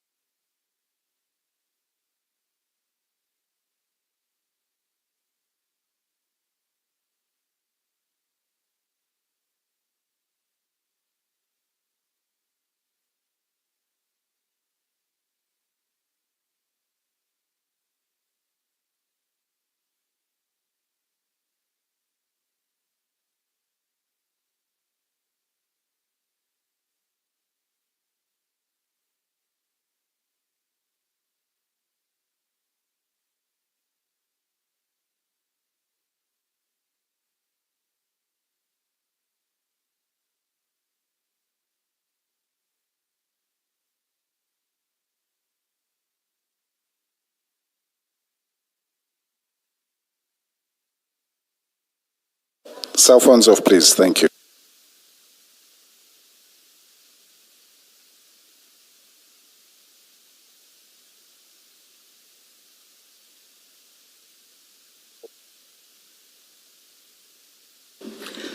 Yes, Ms. Bowie.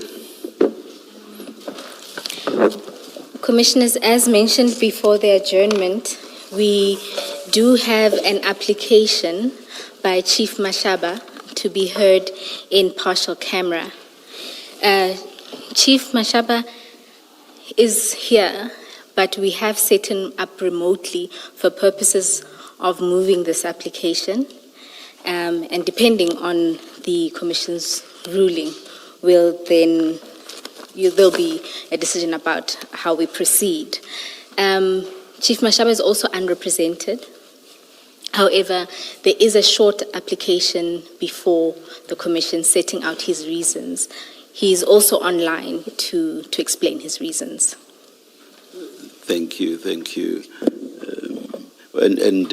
I assume when you say partially in camera, as I understand the application, it's about him not being here physically, but his face being shown and just testifying remotely, but everything else.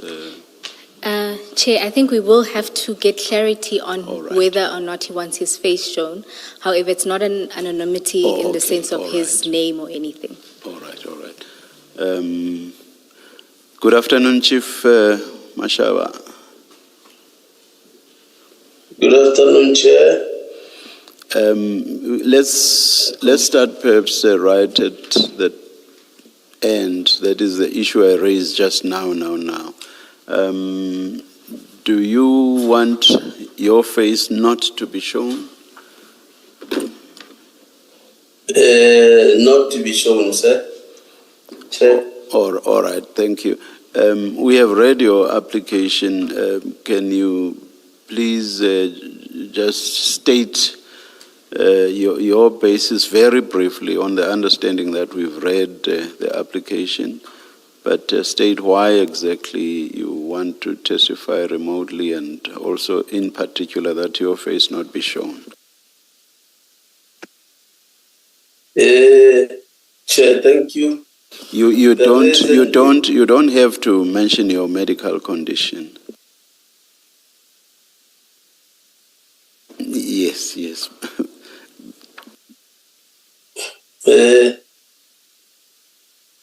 By name. You don't have to mention it by name. Yes. Oh, okay. Oh, no. I am not well. Medically, I'm unfit. But I've seen it necessary that I physically come so that it mustn't give the Commission an impression that maybe I'm running away or something like that. But I also wanted to, maybe the evidence leader, to see how I look so that she believes or he believes what I say. So I am not well, Chairperson. You see what I want to, in fact, we want to get an idea of is if you can testify, you can speak from where you are. What's the difference between that and being here in this auditorium?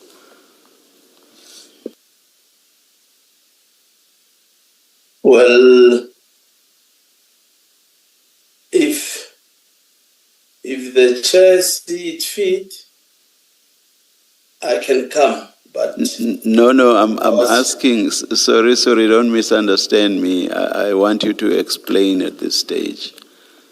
I'm not making a ruling. I just want you to explain. I want to understand what the difference is.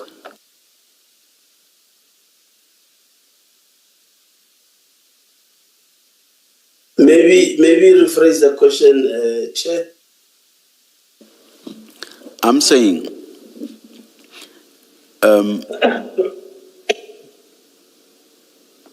you are saying I can't hear, Chair. you are saying you can testify from where you are. What I want to understand is, why is it that you cannot testify in this auditorium?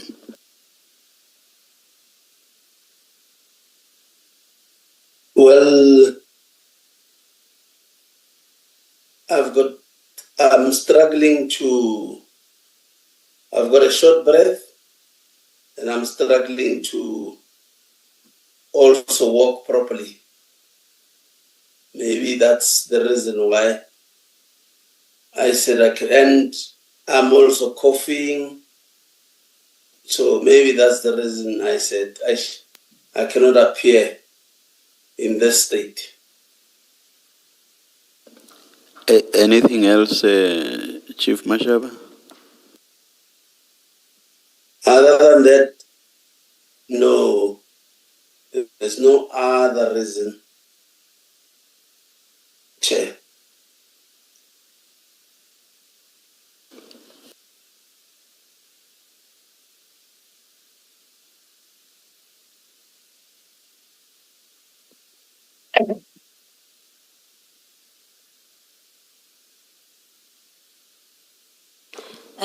Chief Mashaba, just so that we understand, you're seeking to testify. Your name, in your application, you didn't ask for your name not to be revealed. And in the application, you're also not asking that your face not be shown.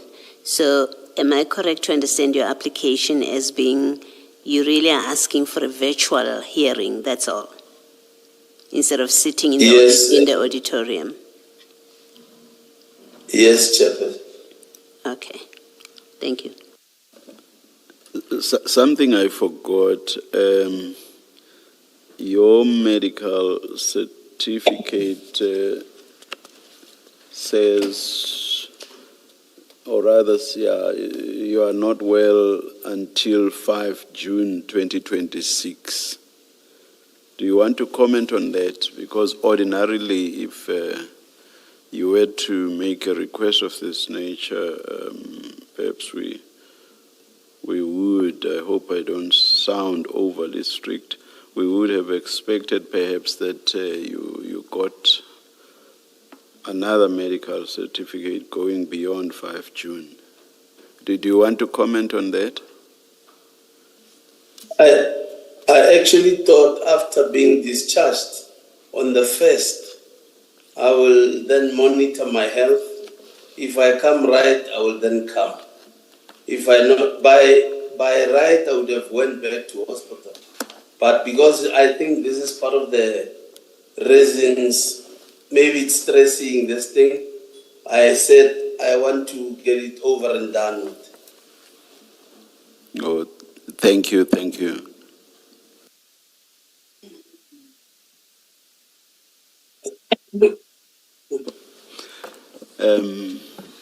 There's Chief Mashaba, Ms. Bowe. Commissioners, the evidence leaders oppose this application for a number of reasons. The first is, as Chair has noted, the sick note doesn't cover the current period. And so as matters stand, we don't have anything from Chief's doctor asserting that he's unwell, except his say-so. The second is that the application itself is quite belated. Chief was subpoenaed on the 21st of May, hospitalized on the 25th of May, and discharged from the 1st of June. Thereafter, he informed us of his hospitalization and discharge. And it was only last night that Chief Mashaba approached us to tell us about potentially bringing this application. Moreover, the Commission, when approached by witnesses who have health reasons and need reasonable accommodations so that they are able to testify, we have done so, including having intermittent breaks for witnesses to be able to take medications or indicate if they are uncomfortable. And I see no reason why the same approach shouldn't be adopted with Chief Mashaba. He was well enough to come to the commission. We can hear him clearly.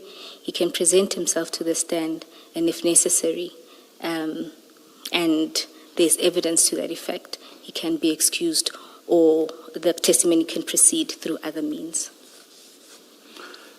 Chief Mashaba, thank you, Ms. Bowe. Do you wish to respond to the submissions by Ms. Bowe? Well, it was explained to me, Chair, that my application is late, but I still reiterate that if the commission sees it fit, I can still come, because I don't want to be seen as I want to maybe delay or I'm running away from the proceeding. Thank you. Anything else?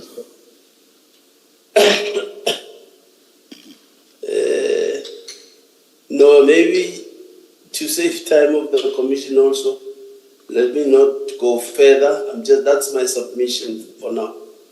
Thank you. Thank you.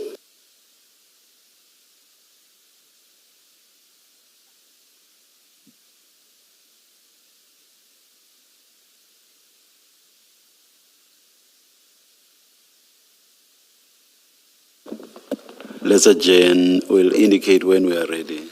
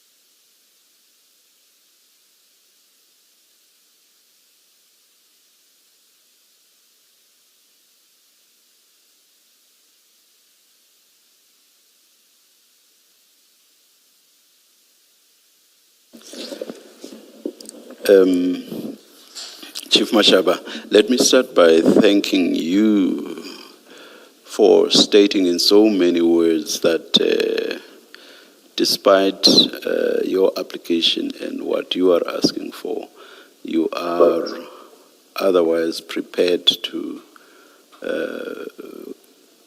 come and testify in open session. Many thanks for that. It shows that you are not in the least trying to be obstructive, which indeed we cannot at this stage of the Commission's processes afford, because we have very little time. Many, many thanks for that. Unfortunately, we must dismiss your application, and you must testify in open session. We may sound a bit unsympathetic or not empathetic, but the view the Commission takes is that one, your medical certificate says that you are in a condition to, I think it uses the term work beyond the 5th of June 2026. There has been no updated medical certificate after that. Also, it sounds to us that you can speak, and you speak well, I would say, based on what we heard during your application. For those very brief reasons, we refuse the application, but importantly, let me say this. We were informed very informally that you may need some accommodation in terms of perhaps seeking breaks here and there, that is, breaks that are in intervals that are shorter than what we are accustomed to. I assure you that we will be very accommodative, and I also want to say to you that you should feel free to indicate if you want to ask for a break. That's the ruling. I assume we will have to adjourn again for the witness Yes, Chair. to come in. Let us adjourn. You'll indicate when. Thank you, Chair.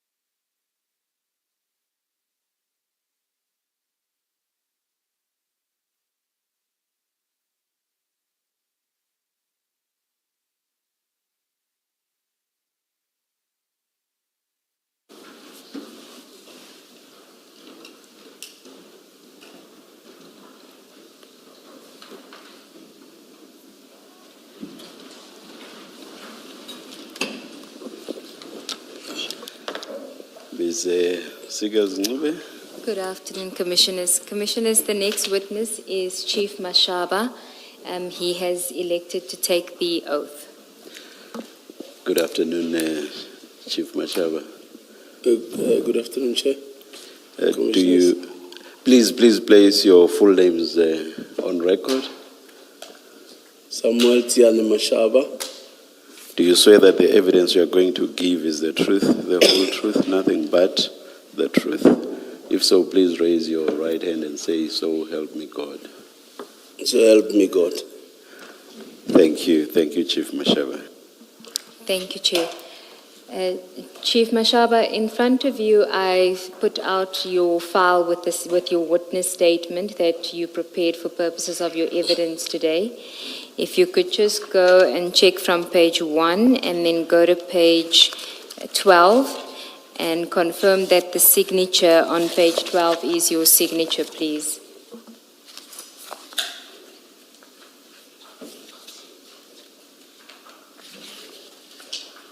Yes, it's my signature. And do you confirm the correctness of your statement? Yes, I do, Chair. Okay.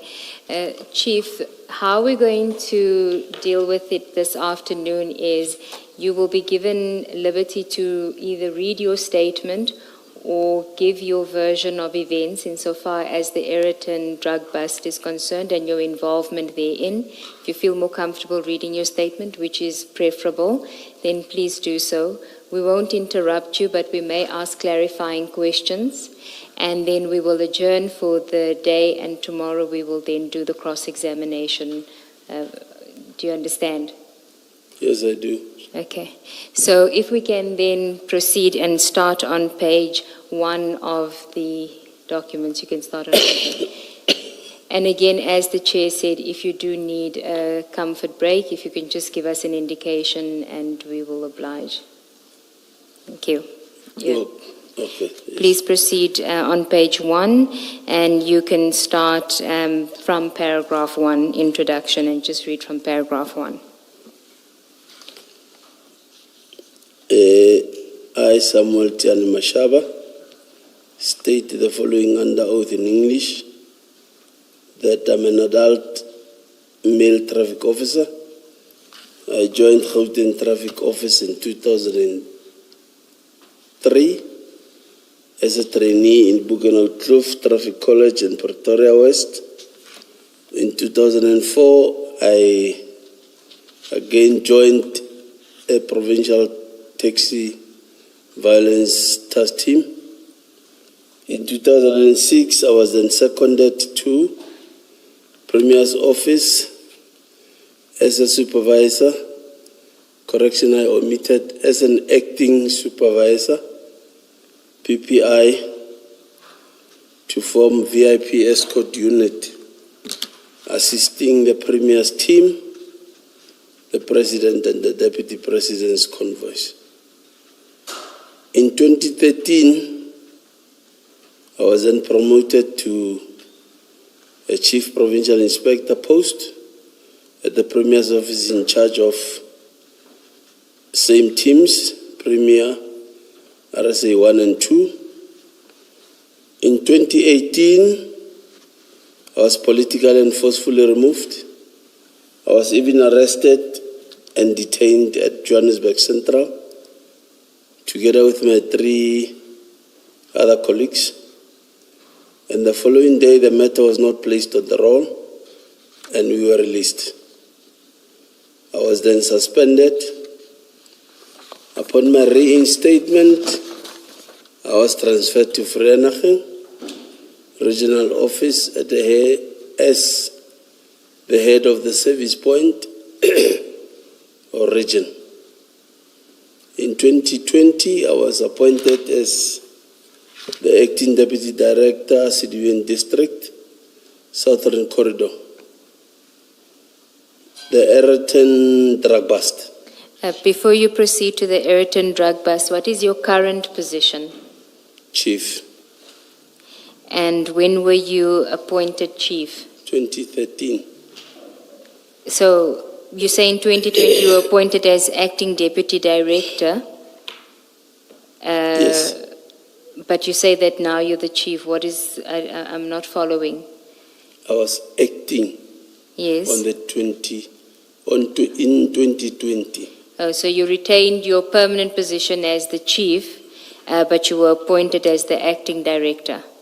I was a chief. I am a chief appointed 13. 2013. In 2020, I was appointed as the acting. This is the next level after the chief. Yes, that's why I'm asking, are you still now the acting deputy director or the permanent deputy director, or what is your title? Maybe I can say I'm demoted. I'm still a chief. Okay, so that was just your acting post in 2020, and you didn't get a permanent appointment. So your position now is back to what it was in 2013, before the... Okay, thank Yes. you. You may proceed. Error and drug bust. On Thursday, the 8th July 2021, I received a tip-off from Mr. Tumelonku of a truck traveling from Durban to Johannesburg, which was allegedly suspected to have drugs in its cargo. I then asked Mr. Nku to first confirm if the information was positive before I could act on it. On the following morning, February the 9th, July 2021. Friday. Friday, at about 5 o'clock a.m., I received a call from Mr. Nku, who confirmed that the information was positive and that I should come meet him at a certain place in Alberton. I then left the house to the agreed location, driving a silver grey State VW Golf 7, and I need to emphasize this, whereas it's not in the statement, that the information I got was that I need to be careful who to involve, because it involves senior law enforcement officials. So I met Mr. Nku, and he gave me a briefing on his information. Sorry. This about not involving others. Was it Mr. Nku who said this? Yes, Chair. All right, thank you. I met Mr. Nku, and he gave me a briefing on his information and the truck in question. After the briefing, I decided to engage the process for intercepting the truck and to have it searched. I needed backup to conduct such a process, and it is in that regard that I sought assistance from other officers. I contacted Warrant Officer Pokungwani from Alberton Subs Detectives. I requested him to come and assist me. He indicated that he was not available as he had just got vaccinated. He also could not refer me to anyone else on duty at Alberton Subs. However, he gave me Warrant Officer Mahana's contact number to check if he could assist me. I then phoned Warrant Officer Mahane for assistance. He told me he could not assist at that moment. However, he did indicate that if I did not get assistance, I can check with him later on. I then phoned Lebo from PIU, Gauteng, who told me he doesn't have a motor car and could not assist as well. At about 15 to 20 minutes, I phoned Warrant Officer Mahane again for assistance. Fortunately, he was now available and he agreed to come and assist, to assist. I sent him my location, and within 30 minutes, he arrived where I was with Mr. Nku. He was driving his official vehicle, a Nissan NP300 Baki. I then introduced him to Mr. Nku, and after briefing him, Mr. Nku narrated the information again to Warrant Officer Mahane. He then decided we would go to the premises of Yellow Jersey Logistics, where the truck was allegedly parked. We then approached the premises and asked for a depot manager. After a short while, the manager came, to whom we introduced ourselves. We informed him that we wanted to conduct a search in one of the trucks in the premises. I remember him by his first name, Ardas. We gave him the exact container number, which we got from Mr. Nku, which we requested to search. He agreed and confirmed that the truck in question was still in the premises. He also advised that the truck was carrying the load for their customer, Scania, in R10, where the truck would ultimately go. When we wanted to search the truck, Ardes told us that he would have a problem allowing us to break the seals at Yellow Jersey Logistics, as the customer might have an issue with that. I suggested that we escort the truck to the customer and let Ardes or his security escort us to confirm that we are not bogus cops. Ardes agreed. We were then accompanied or escorted by Yellow Jersey Logistics security to Scania's office in Arten. As such, it was me, Warrant Officer Mahane in the black Nissan Baki, belonging to the state, Mr. Nku's BMW, as well as the Yellow Jersey Escort Baki that went with the truck to the Scania at Arten. We arrived in Arten at about 8 o'clock a.m. When we reached Scania, we introduced ourselves and explained to Scania employees the reason we were there. We then requested to see the manager. We then directed the truck be parked at the offloading bay. We, that's myself, Warrant Officer Mahane and Mr. Nku, parked about 80 meters from the truck where from the truck was parked.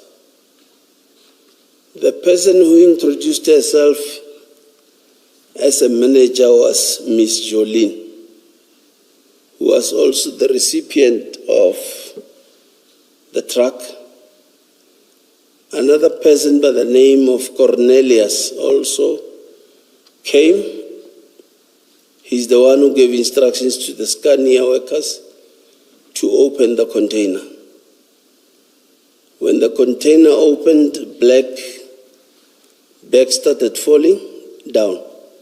At that point, we realized that the tip-off was indeed correct. There were drugs in those bags. As the truck was still loaded with truck parts, we decided to bring the Nissan Baki driven by Warrant Officer Mahane next to the truck so that we can secure the exhibits and further search the container if there were more drugs other than what we could see.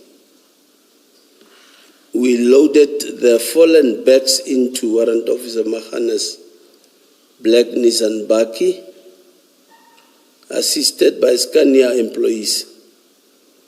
We directed that the truck further reverses onto the bay so that the forklift can drive in and offload the truck parts. I then informed both Jolene and the driver, Vusim Tembu, that I was placing them under arrest for possession of drugs.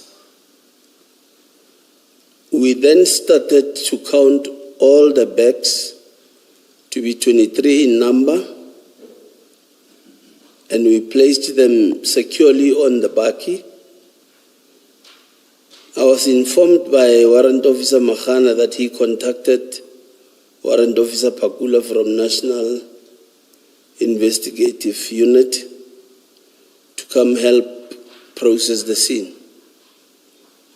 While still waiting for Warrant Officer Pakula, private security and boys and subs van came in to where we were parked.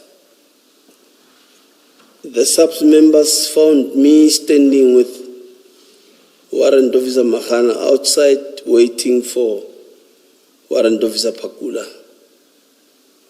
They informed us that they got a complaint about bogus cops members. We then introduced ourselves to the two police officers, and they were satisfied with our identities. Thereafter, Warrant Officer Pakula arrived driving a red Kia Cerato. I went to meet with Warrant Officer. I went to meet him with Warrant Officer Mahana, and we briefed him, Warrant Officer Pakula, about what had happened. I also pointed to him that the driver whom I already placed under arrest. After getting the information, Warrant Officer Pakula requested to see the person who was receiving the cargo. I had him request Warrant Officer Mukhana to contact the photographer, which Warrant Officer Mukhana did through assistance of Boysen's subs members. Warrant Officer Pakula was busy obtaining a statement from Jolene when suddenly several police cars with officers started driving in. There was a lot of commotion, and we got the feeling that we were viewed with suspicion. I can say that there were instances of confrontation. One of the officers who had confrontation with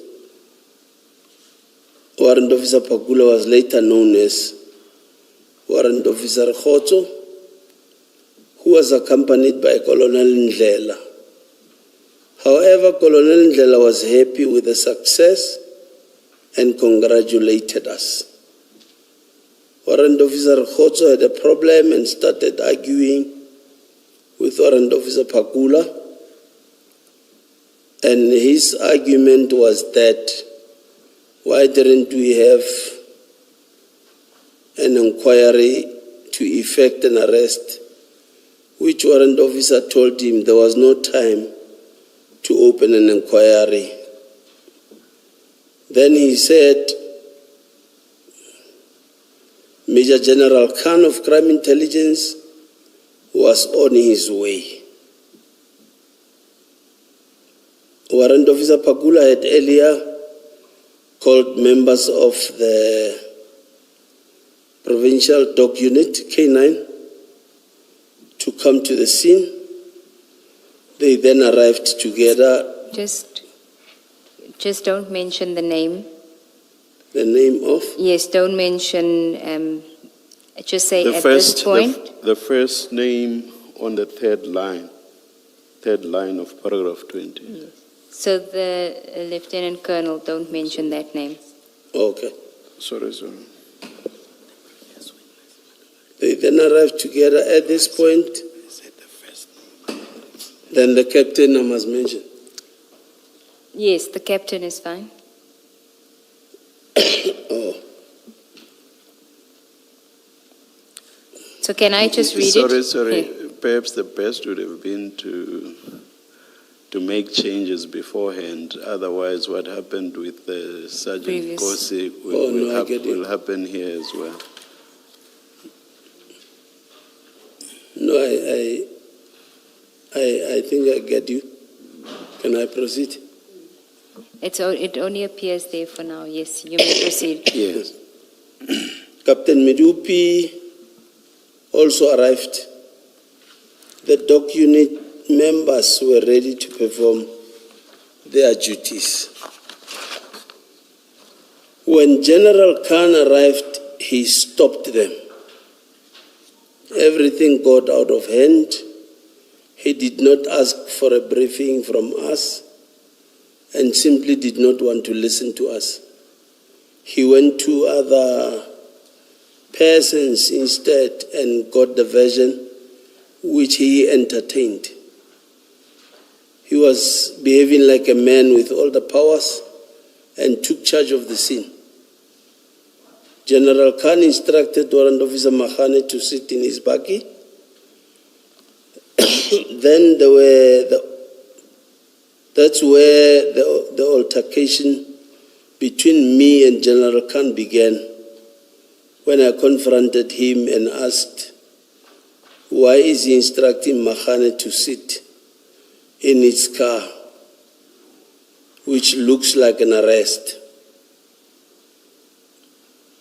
General Khan also took me to where my car was parked. He then took my cell phone, searched my car for drugs, but there was nothing. He then took my service firearm and put it in the exhibit bag. He then called 2 TRT subs members to guard me, and I must stay next to my car.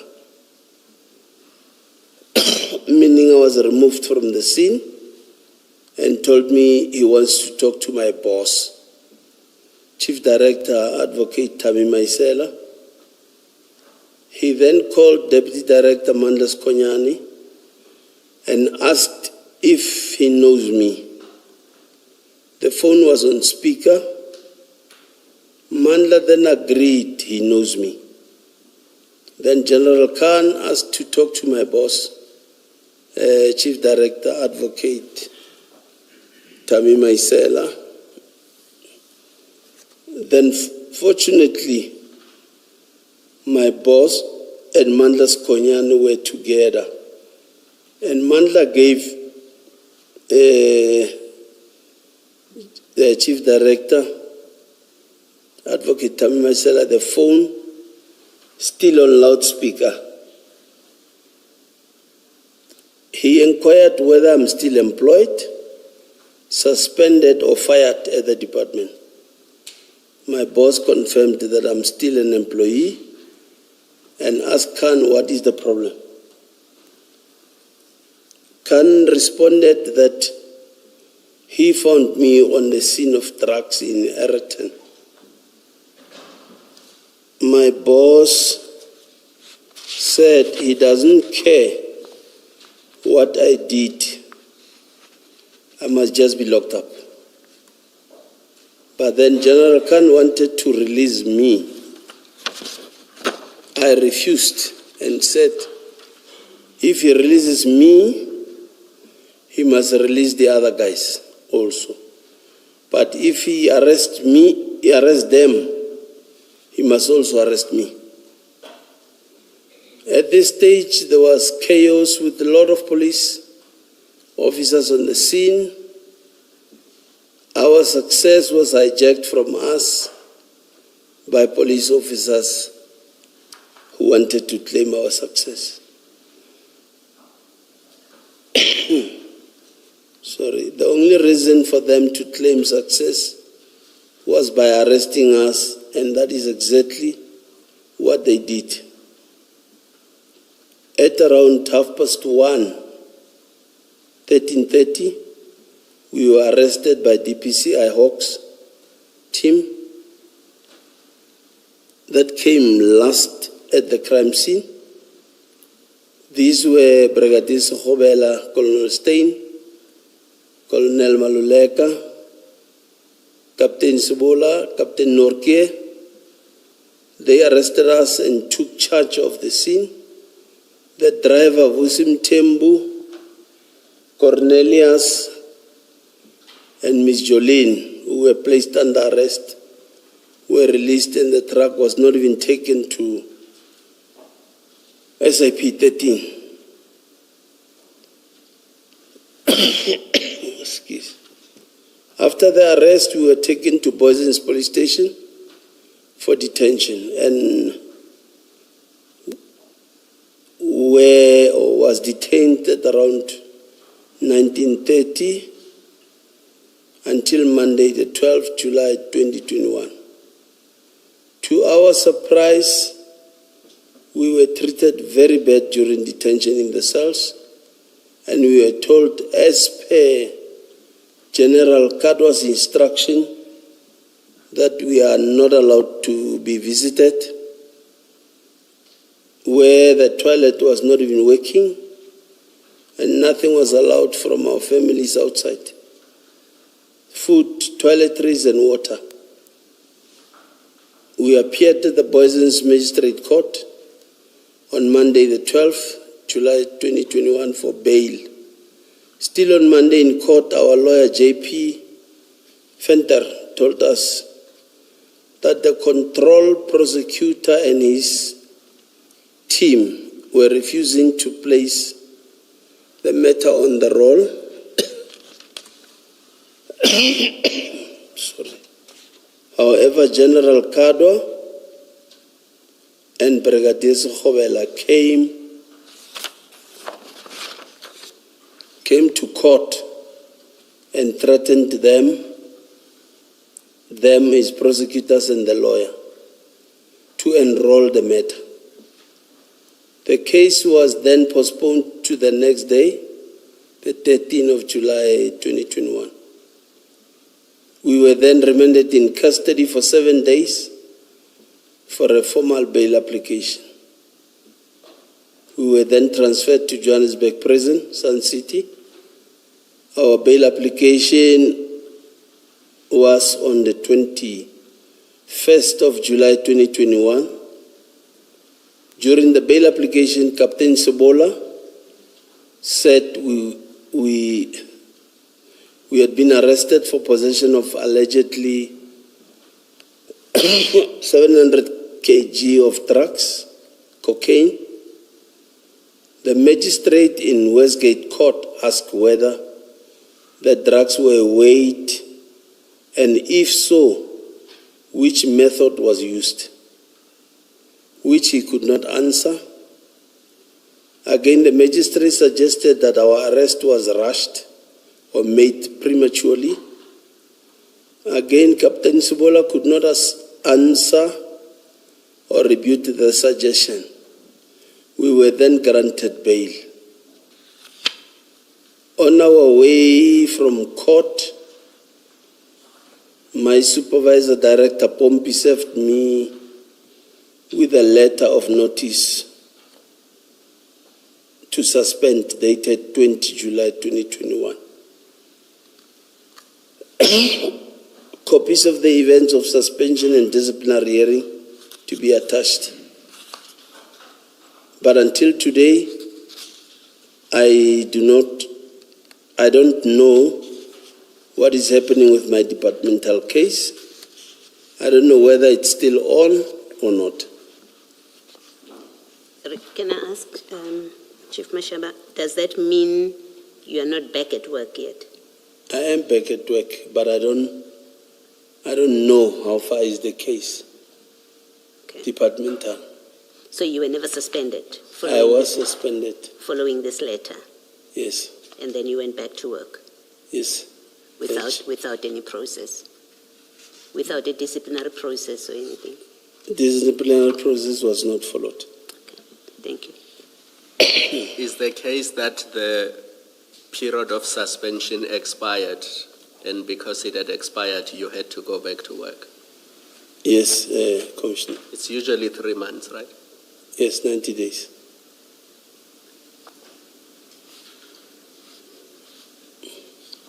You may proceed. Poison's case 252, October 2021, defeating the ends of justice and obstruction of police officers from executing their duties, their lawful duties. The Poison's case 252, 10/2021 case emanates from our arrest and detention by General Khan, Crime Intelligence General Kado, Brigadier Sekhobela, Captain Sibola, Captain Norkie, Colonel Stein, and the Gauteng DPCI team. That case was transferred to IPIT for further investigation. IPIT then took the matter to Director of Public Prosecutions in South Gauteng for a decision. Advocate Chauke decided not to prosecute the suspect in the matter, reason being it was just a misunderstanding among different law enforcement officers. This was surprisingly different from the reason or motivation given by the same Office of Advocate Chauke when we made our presentations for our case to be withdrawn. IPIT then recommended that all members involved in our arrest must be charged departmentally. However, General Khan was charged, whose hearing was presided by Lieutenant General Mkonazi, KZN Provincial Commissioner. General Khan was not found guilty. An impression was created that he was being victimized. Major General Kadwa of the DPCI and his team were not charged. During General Khan's hearing, the DPCI issued a report that all their members are cleared. At the same time, there was media reports that witnesses in the General Khan's hearing, that is us, were facing an immediate re-enrollment of their case. Our case has not been re-enrolled as reported. Our Poison's case 98-07-2021 was provisionally withdrawn on the 12th October 2022 and finally withdrawn by Advocate Zikok from NDPP in January 2024. In 2025-11-03, I lodged a grievance of unfair treatment, harassment, and victimization with our labor section. Again, it was ignored and remained unresolved. Copy of the grievance attached. In 2025, December, I was then moved to head office as the head of SLEU, Special Law Enforcement Unit. It's an undercover unit dealing with high priority crimes, internal affairs and anti-corruption, anti-fraud and corruption in the province, working with other law enforcement units, SAPS, DPCI and metros, etc. till date. I know and understand the content of the statement I have no objection in taking the prescribed oath, and I consider the oath to be binding on my conscience. Thank you, Chief. Is there anything else you want to add to your statement before we adjourn and finalize this part of your questioning? Not that I can think of now. Thank you, Chair.